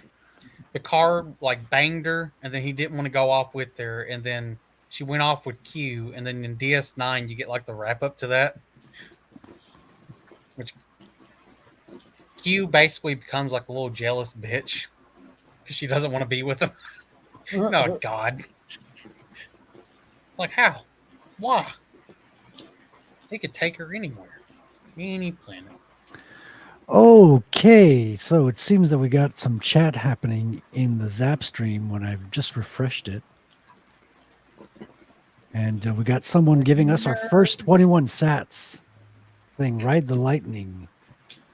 And I can't tell who it is because it's just his NPub. And Tim from ZS also says hi. And my balance is below 500 sats. I'm going to run out of sats. And that might stop the stream. Listen. They're just going, nerds. I mean, you don't know the Bitcoin people, dude. They're also nerds. Oh my God. You know what clip? We need to get the clip frequency. It's a fake. From Dance with the Devil in the Moonlight episode in DS9. Which I love looking up theories of that. Where Garrick was kind of bullshitting. Like he knew from the very beginning, he knew he was gonna like this was his entire plan to kill the ambassador. Plain and simple Garrett. Frederick, have you watched the episode? Which one? I think it's Dance with the Devil in the Moonlight or something like that. No, I don't think so. So the episode is, it starts out with Cisco like talking into the camera and doing like a confession log. And pretty much the entire episode is him recounting that they needed to bring the Romulans into the war on their side because the Romulans kept the peace pact with the Dominion. Well, they need the Romulans because they're fucked. So basically, Cisco gets the go-ahead from Federation to falsify evidence to say that the Dominion is going to attack the Romulans, breaking their pact and getting the Romulans to join in. And the entire episode is Cisco going to Garrick and then having to play the game, you know. How do you get that okay? That seems like sus. Have you watched DS9? A long time ago, yeah. So keep in mind, like, this is like one of the very few times, like, unless you get to alternate universes and shit where like the Klingons fucking dominate it.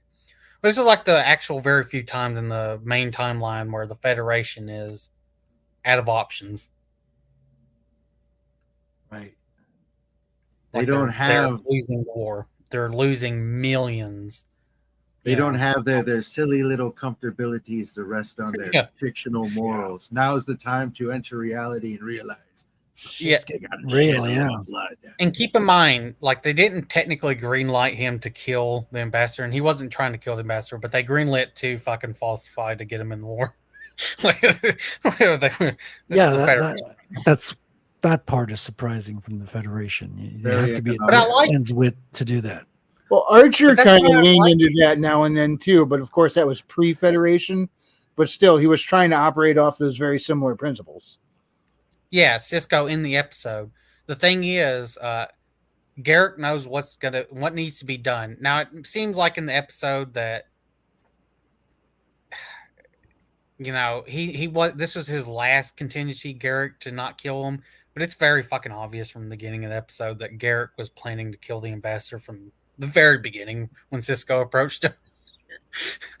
But what happens is they falsify it. The ambassador says it's a fake, and then he leaves the station, and Garrick blows up the fucking ambassador's ship, killing him and all his crew. And what's left behind is a fake, but it's damaged, so they can't tell if it's fake because it blew up. You know what I mean? So any like fucked up thing in it, you know, destroying has just the evidence. Yeah. So that's how they bring in the Romulans and shit. It's a great fucking episode. You don't even have to watch the series. Just find that episode, rewatch that one.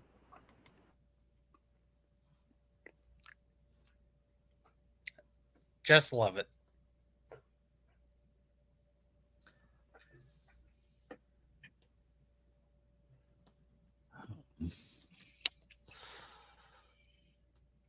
Oh, yeah. And of course, also, frequency. We need to do a compilation of O'Brien Must Suffer. I don't know if I can handle that. I'd need therapy after putting that together. You know, it's a really need therapy afterwards, but it's still worth it. So anyone who's here that y'all have watched DS9, what is y'all favorite O'Brien Must Suffer episode?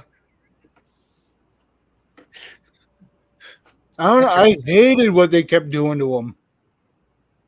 You know, my favorite's the prison episode. That's the worst one. But it has a really good message and shit. Like it's really good and really good acting from phenomenal, yes, but man, it was like I shudder to think of like going through that. So the episode opens with O'Brien getting thrown in a prison cell, and it's like a dark room with like sand on the ground. Because he was caught for spying and whatever on the society. Well, he goes through this and he meets the one dude in the prison cell and kind of becomes friends with them. Well, then he wakes up and then they're like, "Oh, you've only been in there for it's only happened in 2 minutes. By the time we were able to clear up this misunderstanding, like you already served your 19 years in prison in your mind." Because that's how the society deals with their prisoners. It was 20 minutes real time, 20 years Was it 20 minutes? Yeah, it was 20 minutes real time, 20 years experientially. So it's like he's watching Disney Star Wars. But no, it's even worse. So the episode, it goes with him trying to, fucking 20 years in your mind, memories that aren't actually real, but they're real to you. And him kind of dealing it with throughout the episode. And he also starts seeing the dude he met in the cell. Like he starts seeing he just straight up starts hallucinating them. Yeah, and he starts seeing them. And the big reveal at the end is, so the prison thing, I'll remind you once again, it is meant to break the fucking prisoner. So what they do is they made him become friends with that guy, but made sure that in a scenario where he thinks that the dude was hiding food from them, so they fight over the food and he kills the dude. He kills his best friend. So the episode ends with him trying to kick his own bucket, That's dark. It's a really fucking good episode. I did not know they went there. That's kind of Gene Kage's got the name of the episode. Hard Time. That's it's really fucking good. Yeah. The one episode that I liked the concept of, but I didn't like the execution, was the one where Odo, like they all end up through Odo, his like gene thing can make them go into the past, like in his memory past. You know what I'm talking about? And it's back onto during the occupation and stuff. Because it's Odo, because the whole thing was that the Bajorans were saying like, Odo is like the fucking like pinnacle of a police officer, basically. Oh, he is Mr. Objectivity. And the episode is them ending up like they look like Bajorans, but they're actually, the actual actors, but everyone else sees them as these Bajorans in the memory. And it's all because like Odo's guilt, because the dude wasn't guilty, but he didn't like try to find the truth. He really didn't do it. And it's like his one regret. He got sloppy and made a bad call. Not something he normally does. I like most of the episode. I just didn't. The conclusion wasn't like as well done. And also, Kira, fuck off. Like, you made one mistake. Come on.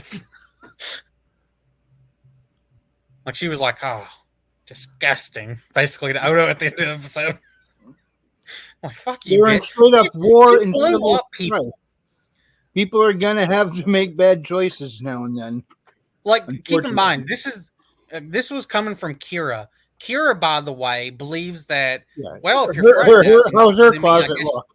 Yeah, if you're in the way, you go boom boom as well with their fucking terrorist attacks. I just love how straight up when she goes mission oriented, all of a sudden she's all business. Don't get in her way or you're dead, and she won't even think about it. I just love how the fucking the actress is like, "Oh no, she's a freedom fighter," and I'm like, "Yeah, she is. She's also a terrorist because she does like straight up terrorist acts throughout during the occupation. Like she was killing innocent people as well." Yep. In these explosions. Daughter. Oh, sorry about that. What was the chick at the end of TNG? Because she was actually supposed to be the because Kira wasn't supposed to be a character. They were supposed to have the chick from the end of TNG when they actually introduced the Bajorans and like. But they ended up killing her off in an episode instead. Oh, the blonde chick from Montreal? No. She's not killed off. She just leaves. She joins the Maquis. Oh, her. Yes. She joins the Maquis. Oh, She and left. that episode ended with the camera on Picard's face, and that was the most sour puss I have ever seen Patrick Stewart put on his face. He looked so horrifically pissed. Why would be too? This bitch, she betrayed us. Like, but at the same time, she thought she was kind of, in a way, following Starfleet protocol and doing what's right, despite, she saw what she was doing as the right and good thing to do. Obviously, they're coming from different ideologies at this point, but it was weird how it started off with both of them at the same point. Right, I think, DS9 goes into this further with the Maquis and, of course, not Picard, but Cisco kind of dealing with the betrayals and stuff. And then you get Thomas Riker.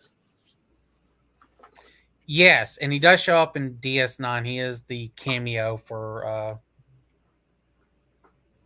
You think it's you think it's the Wheel, but it's actually Thomas. His technically not transporter twin. Yeah, his. If y'all don't remember, in TNG, there's an episode where a long time ago, like before Captain Picard recruited Riker, they managed to transport out of this damaged ship. He managed to get out. Well, it turns out that, the transporter cloned both of them, and one of them had to stay behind, and one of them, of course, the Riker we know, got to get out. Oh yeah, that's a tough one. I remember having to. How many years was he on that planet by himself? I think it was 10 years. How do you not go bonkers? Well, he kind of did. He kind of did, and then he. I'm trying to remember. He still seems more put together than I am. Correct me if I'm wrong. He did join the Maquis in the episode, in the original one. No, not in the original one. In the original one, at the end, he ended the end of the episode by him telling Will that he's going to go by Thomas, and then they parted company. And then I don't think we saw him again until DS9. Well, in DS9, he's definitely part of the Maquis. Yeah, and at that point, we didn't know it was him yet. I love how it was like instead of pulling off the mustache, it was taking off the fucking. Or no, it was pulling off the goatee. If I remember correctly, it was something like that. Or no, it was. He had a goatee, but he had him pulling off the side beard and shit. Oh yeah. Oh man. I also remember the episode in TNG where Picard was basically telling Riker he needs to leave. Like he needs to move on and become a captain himself. Riker was like, no, I need to stay. I'm telling you, I need to stay. It's like, bitch, you've been here for 6 years. You need to be a captain now. It's like, dude, you're a strong personality, but you've had zero character development. I have learned nothing. Do y'all remember? Remember Beverly Crusher? I forgot the reason why she had to leave the show, but we end up getting that the other doctor. Yeah. Who was kind of racist towards Data. Yep. And then later on, they retconned her to actually be Data's creators, also another fucking android. What? What did you say, Christina? I don't remember that. Yeah, that was the big reveal. Because they ended up wanting to get the Beverly Crusher back into the show, but they needed to get rid of this other fucking doctor. So at the end of that, in that episode, they find out that she's actually an android, like Data. I missed that one. Yeah, they even pull off her face. She's a robot. I just know that I know that at one point she was no longer there. Beverly was back. I didn't think anything of it. Yeah. Well, because they ended up getting the actress back onto the show. I forgot why she left, but they ended up getting her back, and they already had the replacement doctor, and they decided maybe she had a kid or something.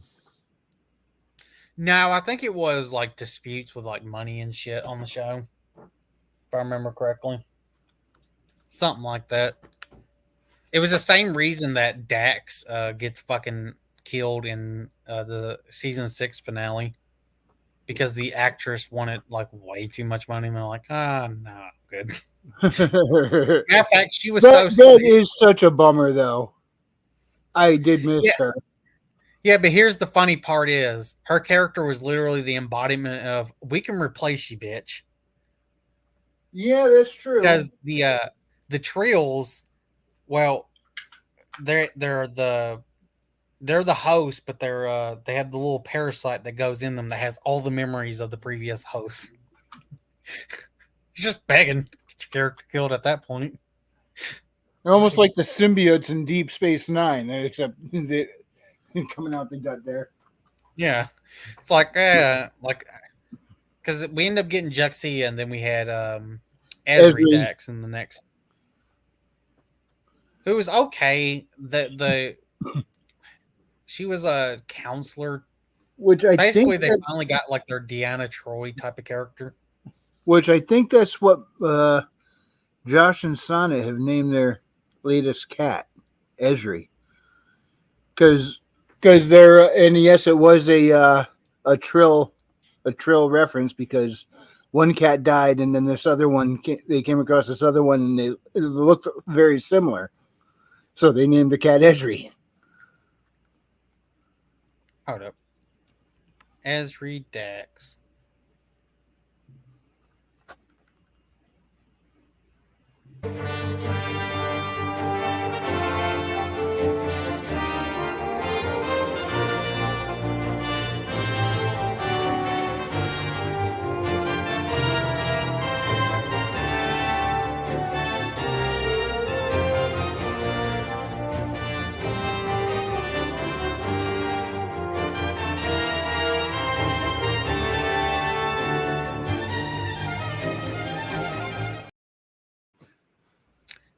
What kind of weapon? They also like the complete opposite of Juxtia with Ezra. Yeah, I mean, and there's the right they had to, because I'm sorry, the shoes she was trying to step in and fill. If she was trying to act like Jadzia, everybody would have just hated her. No, I'm talking about like physical appearance. They went from woman to kind of this boyish, yeah, like girl.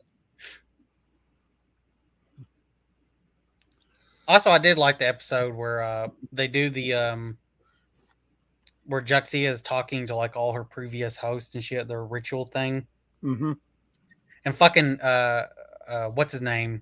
The old man, the one who was the previous host before her. Yeah. Him and Odo end up coming to like an understanding and sharing the body and experiences and shit. And this is where Odo gets like a fucking fucking afro. Yeah. You remember this? Honestly, I don't. But I didn't I watched the end of that final season, but I didn't watch all the episodes of it. Well, this wasn't in the final season. This was like in season 6, I think. It was either final or second to final, because if that was involving, if that was involving Esri, then that was like the final season. But that was involving Juxia, right? This was Juxia. It's okay, because the whole thing is supposed to be that they're eventually supposed to have to like confront, talk to their previous host, and they get their friends and like link the personality onto the host, like the person that they're using as the vessel. So another, it can be any species. It works. They had Quark be like the female fucking. Like, the sensitive female counselor is the one he took the host of. Scenes like that with Quark are just freaking gold. If he wasn't such a shyster of a character, it wouldn't be as hilarious. Yeah, but the one episode I love is the one where he starts the episode off with basically telling this one chick that she needs to read basically the Kama Sutra like sex book for Ferengi. And he's listen, it's very much essay and harassment and shit. Like there's no way around it. It's Quark. However, in the episode, he argues with his mother because his mother is with the Grand Nagus are planning to appeal to the higher ups of like the big business Ferengi of why women should also have the right to buy and sell shit. But Quark ends up getting an argument, and she has like kind of like a heart attack, and she can't go on to show how smart Ferengi women are. So they end up looking at Quark and telling him like, "Yeah, you're gonna have to be a woman." So they Wasn't fully that your avatar for a while too? The what? Well, didn't you use that as your StreamYard's avatar for a while? Yes, from the episode because it's fucking hilarious. And they fully now keep in mind this is Star Trek where like that shit is possibility, you know. They turn him into a woman and everything, and like all the characters sexually assaulting him and the fucking the other one. Anyways, it ends up being a success, and at the end of the episode, the one chick, like he still has like the female hormones when he goes back to being his normal self and shit, and does the surgery and all that back.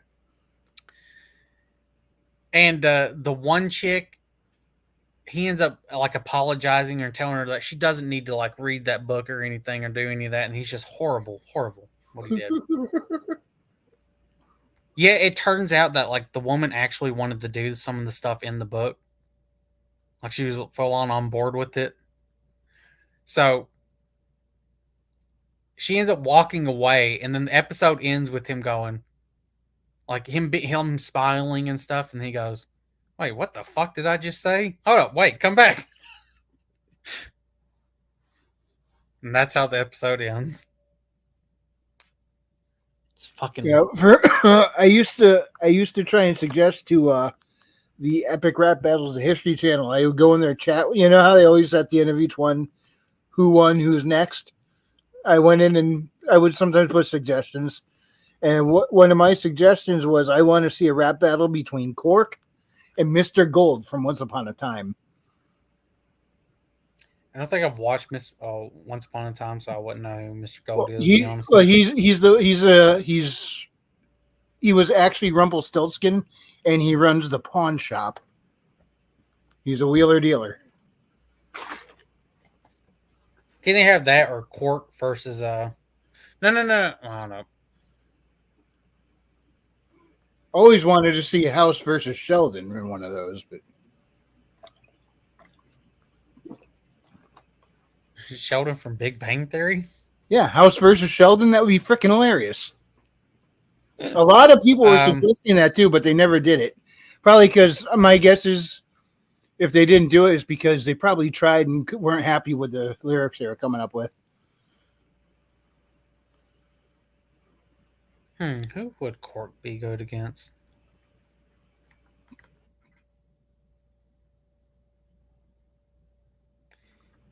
Oh, I know who. Quark versus Al Swearingen. I don't know who that is. He's the main character in Deadwood. Or not the main character, but he's the... Well, fuck it. He's basically the main character. More or less. He's pretty much the one gun... Here, I'll show you. So he runs the Gym Saloon. He's the owner and proprietor of the and he does like selling drugs and shit in the town.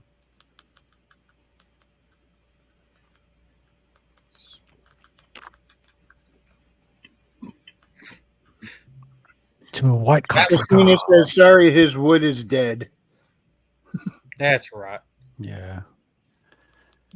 I still like the idea that Josh came up with when I was talking to him one time about Star Wars versus Star Trek. I was like, how would this battle go out? How would this one work out?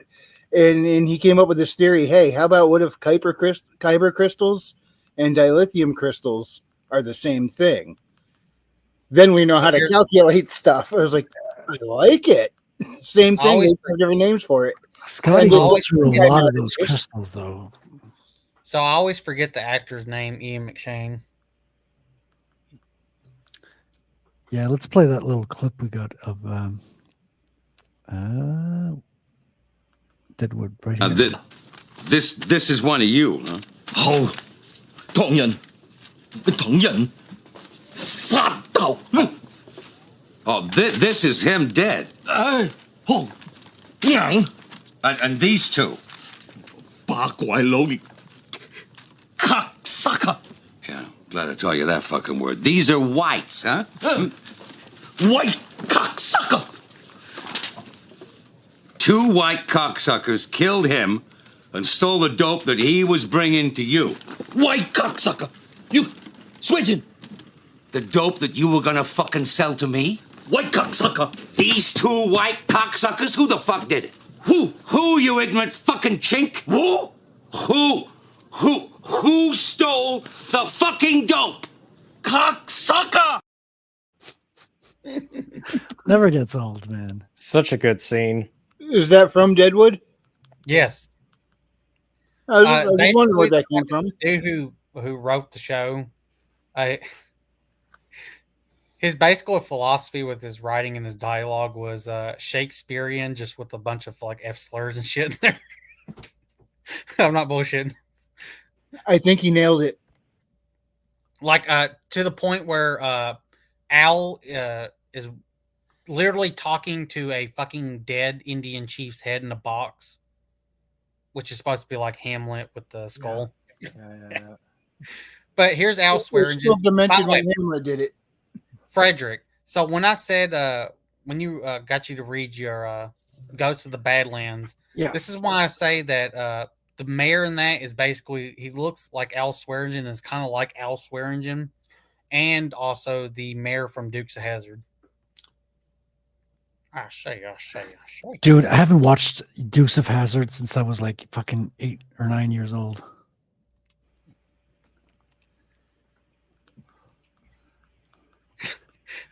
Like I said, him and Al Swearingen, that is what the mayor and Ghosts of the Badlands. Yeah, they have such great faces, man. They have great expressions. I don't know if it's true or not, but the Cadillac he used to drive around with the bullhorns on the front, I heard that after he passed, they buried him in that car. I wouldn't be surprised if they did. Oh, that car was... I mean, it's a lot of people overlook it because it's like in the general use shadow, but that was a pretty freaking badass ride. I need to rewatch Dukes of Hazzard. I'm kind of lucky because I end up having like 2 seasons on DVD, like the big box set things. But I think my mother and stepdad and them just got their copy, so I can borrow it off of them. They got like the whole series. I remember the episode where they're at the boar's nest. There was a giant mirror there hanging on the wall, and they're looking at it, and it looked a little off to Luke Duke. So he says, "It's crooked, boss." And Hogg goes, "Don't you ever use those 2 words together in the same sentence again." Oh, like Frederick, would you agree with my assessment of them 2 characters being the mayor from Ghosts of the Badlands? I mean, they're round, they're expressive. He has such great faces, man. Seriously, George, that's his strength. Or Otter, you got your copy now, don't you? I get mine Thursday. Jesus fucking Christ! I actually think mine is gonna be like the last one that comes in. It's taken that fucking long. I thought you said it was Sunday yesterday. Yeah, and it got pushed back. Otter, just admit you didn't order it, Otter. It's okay. I've actually got it right here. I'm tracking my fucking shipment. It got pushed back. Lazy. All right? Last time I was checking, it's in fucking Pennsylvania for whatever reason. No, live a lie. He is so fucking lazy. Readout has it. We know it's due. Jesus Don't Christ. Don't sound like a dick or nothing, but it says on your chart that you're fucked up. You talk like a fag, and your shit's all retarded. Otter, that means you're Oh, gonna have boy. to. You're gonna get the book on Thursday. You got to do your Berserk Deluxe Volume 8 rereading because we got stream Friday, and then Saturday we got to do Call of Cthulhu, and then Sunday we're doing the Ghost of Twilight. Yes. Dur, dur, dur, dur. It's a Matter of fact, I busy got- time to be alive. I'll be right back. Well, you got to keep busy, you know, to forget about the rest of the world going to hey. Right. I mean, like, what's life without a little bit of fun, huh? Exactly. Speaking of fun, I got a little clip to watch while Billy Bob does this thing. How do you start a conversation with a girl that you like, and how do you keep it interesting? Okay, so you know these things? They're actually created by a cartel called the Federal Reserve that was first conceived 100 years ago in a cottage built on top of a child sacrifice altar. And now this cartel, who are the only people allowed to create these things, is the primary lender to the US government, who takes those loans to finance the overseas genocide of any nation whose leader threatens that cartel's monopoly on money creation. Oh yeah, and one last fun fact, every president or potential president that has proposed a mechanism to limit the power of this cartel has either been shot at or assassinated. Anyways, how about that last House of Dragon episode? Kristen Cole is such a snake.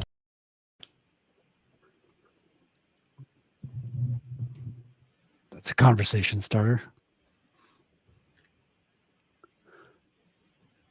I guess you guys didn't watch the House of Dragon episode. I did not know. I haven't either.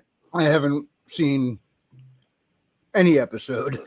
Should have waited for Bob to come back. I think he's upset. He says he's not going to watch another one. I guess James left without me saying goodbye. I didn't even notice he had gone. I wanted to ask him a question about Deadpool. Oh, well. I'm going to have to drop off here and hit the rack in a couple minutes myself. Sure. I mean, we can, if you want, we can wait for Bob and then wrap it up in due form. Well, some call me Bob. Yes, BillyBobSac. So, Otter, you have just started getting your first. Is it so second draft out to beta readers now? Yeah. So I just completed my second draft, and well, no, I'm actually sending out third draft. So right. while I'm drafting, I'm usually sending it out to readers as I'm going. That way, it's a bit more efficient. Okay. So I sent out my second draft to alpha readers. What I'm sending to you guys now is my third draft. Okay. I wanted to read your first book before I get. I should probably read the first book before I get into the second one, right? It's up to you, honestly.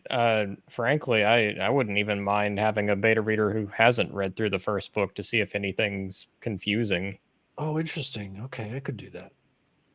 Because my pile of stuff to read has also been kind of going up with our little comic stream and shows we're watching and other stuff as well. So yeah, but yeah, you don't have to read the first book to read this. And in fact, it may be a little better if you don't. It's up to you, frankly. I mean, I know I will read it eventually because I got the book. So it could Right. be interesting to read them out of orders, you know, as an experiment. Yeah. The goal with book 2 though is like you can read book 2 without really need to have read the first one, and it should still be enjoyable.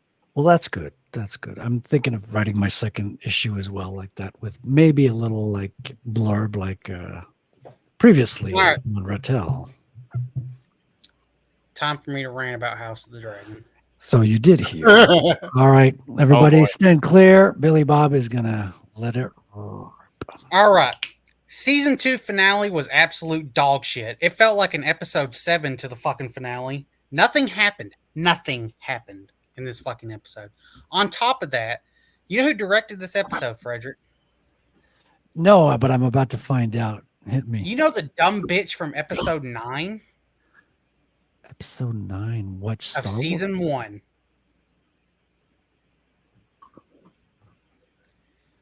The one Which- where Rhaenys fucking kills small folk and shit and doesn't Okay. kill the Greens because they decided to change that and put that in the show. And the Okay. dumb bitch was saying that it was a girl boss moment and shit and inspiring. Oh, shit. The same Yeah. director. She wrote this fucking episode. Oh, the And actress? No. Okay, the same writer. writer. Okay. The writer chick. She was the one after it was saying it was a heroic and inspiring moment that Rainey's killed thousands of fucking peasants. Oh, didn't kill the Greens. So stupid. It was a literally Game of Thrones season 5 through 8 moment. Okay. So is this going to turn off all of the House of the Dragon? The rest? You're like, people are pissed right now. Oh, people are legitimately pissed. Really? Oh, yeah. Because remember, we're not getting the next season until 2 fucking years.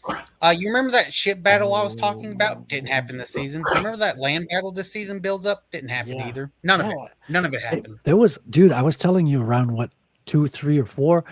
Those episodes were slow. There's lots of fucking meetings, and the because I thought they were going to build up. Yeah, but even the characters in the fucking meeting rooms weren't interesting. They weren't like interesting meetings. It wasn't developing to somewhere. Well, guess what? Episode fucking 8 has more dinner scenes and meetings, and has a stupid moment. Rhaenyra and fucking Alicent meet again. Alicent, they're doing this stupid thing where Alicent's she's done with all this stuff. She's going to help Rhaenyra take over King's Landing, which is a plot point in the book. Now, in the book, Alicent doesn't help Rhaenyra fucking take the Red Keep in King's Landing. And in the books, Rhaenyra just shows up and takes it. What's up, Hayes? So, but in the episode, it was so fucking stupid because they changed in the books that it was Alicent who convinced Aegon to be king. In the books, it was Christian Cole. That's why he's named the Kingmaker. But they changed it to Alicent. In this episode, when she has a discussion with Rhaenys, and Rhaenys is saying, oh no, I'm going to need Aegon's head if you want you and your daughter to fucking survive. A son for a son. Which, at no point did Alicent was like trying to be hesitant and stuff, but at no point did Alicent say, hey, it was my fault for him becoming king, not him. Because it actually was not her fault, or was not his fault. Aegon did not want to be fucking king. He had to be convinced of it. This is book and in the show, even. Aegon's one of the most interesting characters, though he hasn't had much to do in the last couple. Oh, and there's another stupid thing. Helena. Now, they were going with her being a dreamer, which is a thing in the books, where certain Targaryens have kind of prophecy dreams. However, they're in vague things. To give you an example, in the third Dunk and Egg book, Dunk at the wedding is a guise for a second Blackfire rebellion starting. All right. Well, Dunk ends up talking to the Blackfire and realizes it's a Blackfire. The Blackfire is a dreamer as well, and he tells that when he becomes king, Dunk will be his white knight, his Lord Commander of the Kingsguard. He'll drape him, he'll have a white cloak, and a dragon will rise. Well, that's not actually what happens. He's not the one that does that. It's actually Egg later on in the story who becomes king and ends up naming Dunk to his Kingsguard. Egg was the dragon. This is how these work. In this show, Daemon fucking touches the weirwood tree, has visions of this is what convinces him to fully support Rhaenyra and not try to go his own, because it has the Song of Ice and Fire, which directly connects to fucking Game of Thrones, the shitty ass Game of Thrones show. It's a direct connection now. And it also had Blood Raven, but I mean, it was always connected to the show. Let's not kid ourselves. Yeah, hold up. But you don't want to have like a full connection. I'm sorry. You want to fucking avoid.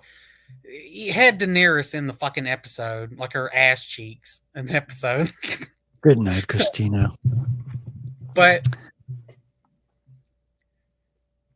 you don't want to like a fully connection. I'm sorry, you don't. You want to avoid being anywhere near season 8 of Game of Thrones, which the whole fucking prophecy thing was saying that you need. No, I mean, I agree. And you need to sit the throne because Daenerys one day will save the world, even though she becomes fucking Hal Hitler. But this all happened last week in episode 7, you're saying, right? No, this happened this episode. Season 8, episode 8, yeah. I mean. Okay, but season's over now. He goes to the weirwood tree, takes it into a vision, and then Helena fucking shows up in the fucking dream as well and then she's talking to him, and the whole concept is against what George's fucking principles in writing. There is free will. Not every prophecies are bullshit. You know why? You make the prophecies true. The prophecies are not are set in stone thing. This is the whole plot of Cersei in the books. Cersei is the reason her prophecy is becoming true. Not just because it was always ordained. No, she made it happen. Cersei in the books, all she needed to do to cut off the prophecy, stop fucking her brother. That's it. Yeah, well, she wasn't going to do that. But she heard the prophecy, and she's been doing everything in her life to try to prevent it, causing it to actually happen. You know what I mean? Yep. In this show, the whole thing that convinces Damon is, oh, you have no free will. Nothing will change. So just go along. Well, more of Hollywood being Hollywood, I guess. And I think we're going to take a cue and wrap on that as well. So I want to say thank you to everybody. And we got our nice little outro here for the shilling time. Also, justice for Nettles. They fucking cut her. The one actual black fucking character in the show. The Justice one black for Nettles. character that's actually in the story, they cut. And they gave it to the one really shitty actress, and she finds Sheep Stealer at the end of the episode. Dang. Hit it!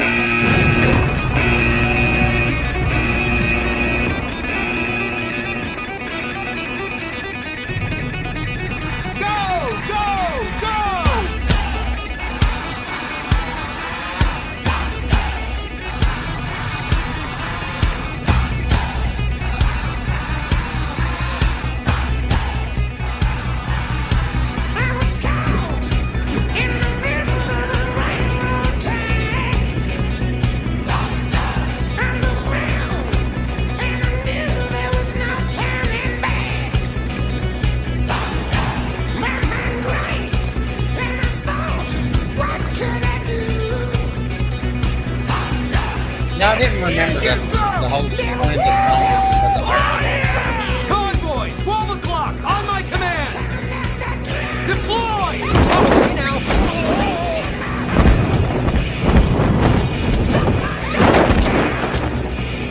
Little off course here. Holy mommy fucking shit! Oh, there they are. Look at these gorgeous sons of bitches. Yeah. I love Domino. I'm a little bit sad. Evidently, she's not in Deadpool and Wolverine. I didn't even notice she was inverted. Like they race swapped her, but they changed the black eye to a white eye. It's genius, and it works. I love They made a photo negative version of Domino, and she came out hot. Yes, I think it was Sybil who said it perfectly. She's like the best representation as luck as a superpower. Yeah, absolutely. And they has the knack of making lame powers actually kind of cool. And I think James Gunn did that with the Suicide Squad as well. Like he took really bunch of lame characters and made them really cool. I thought Domino was running around with a nice set of power-ups. Ooh, yeah. All right. So I want to thank everyone for joining us up to this point. If you've listened to the art stream all the way, thank you very much. And thanks for everyone for joining us again this Tuesday. Wrangler, do you want to tell everyone what you're working on and where the people could find you? I'm currently working on a third video in a 4-part series covering the Metroid manga. You can find that on my channel, Wrangler. To find it, type in @Wrangler212 and do a channel search. Otherwise, you're going to find a bunch of Jeeps. Also, you could find my stuff on Amazon. My sci-fi novels, two parts are out now and available. Check it out. I need to get your ads in my role so we can play them. Thank you, Wrangler. And Lord Otter, where can the good people find you in your work? Well, you can find me first and foremost on YouTube. I'm currently working on a John Carpenter related video. I'm in the very early stages of it anyway. I am also working on my second issue of Steel and Stormbright. You can find the first on Amazon and Barnes & Noble. If you also want to see some of my reviews, short stories, and a few of my articles, you can find me on downstreampulp.substack.com. Everyone's got a Substack nowadays. I need to get in on that.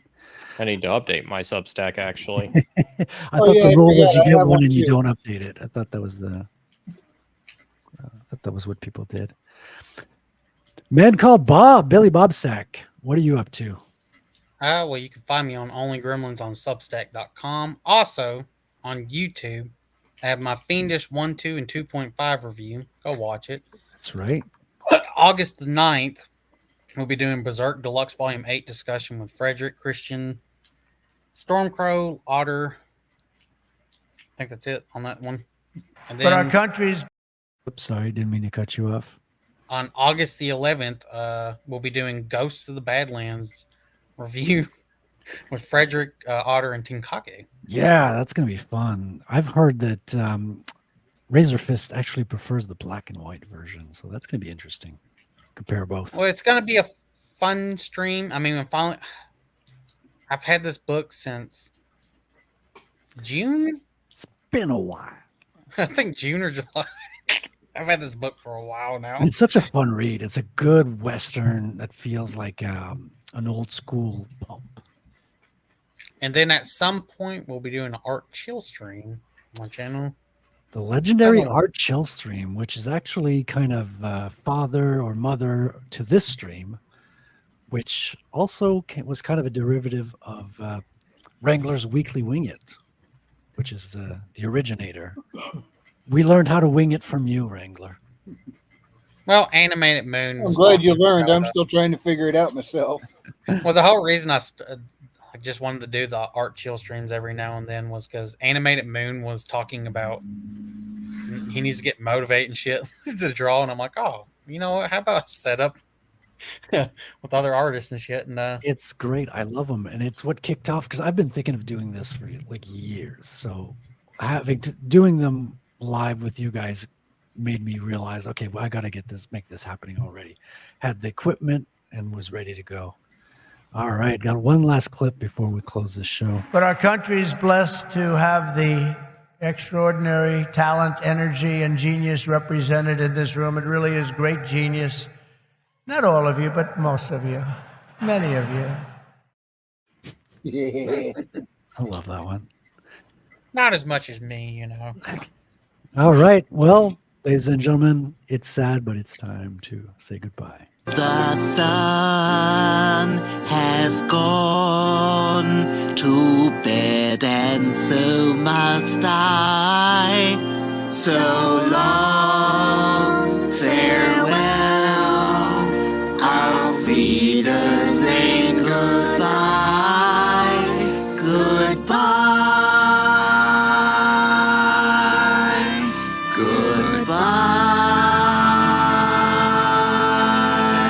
goodbye, goodbye.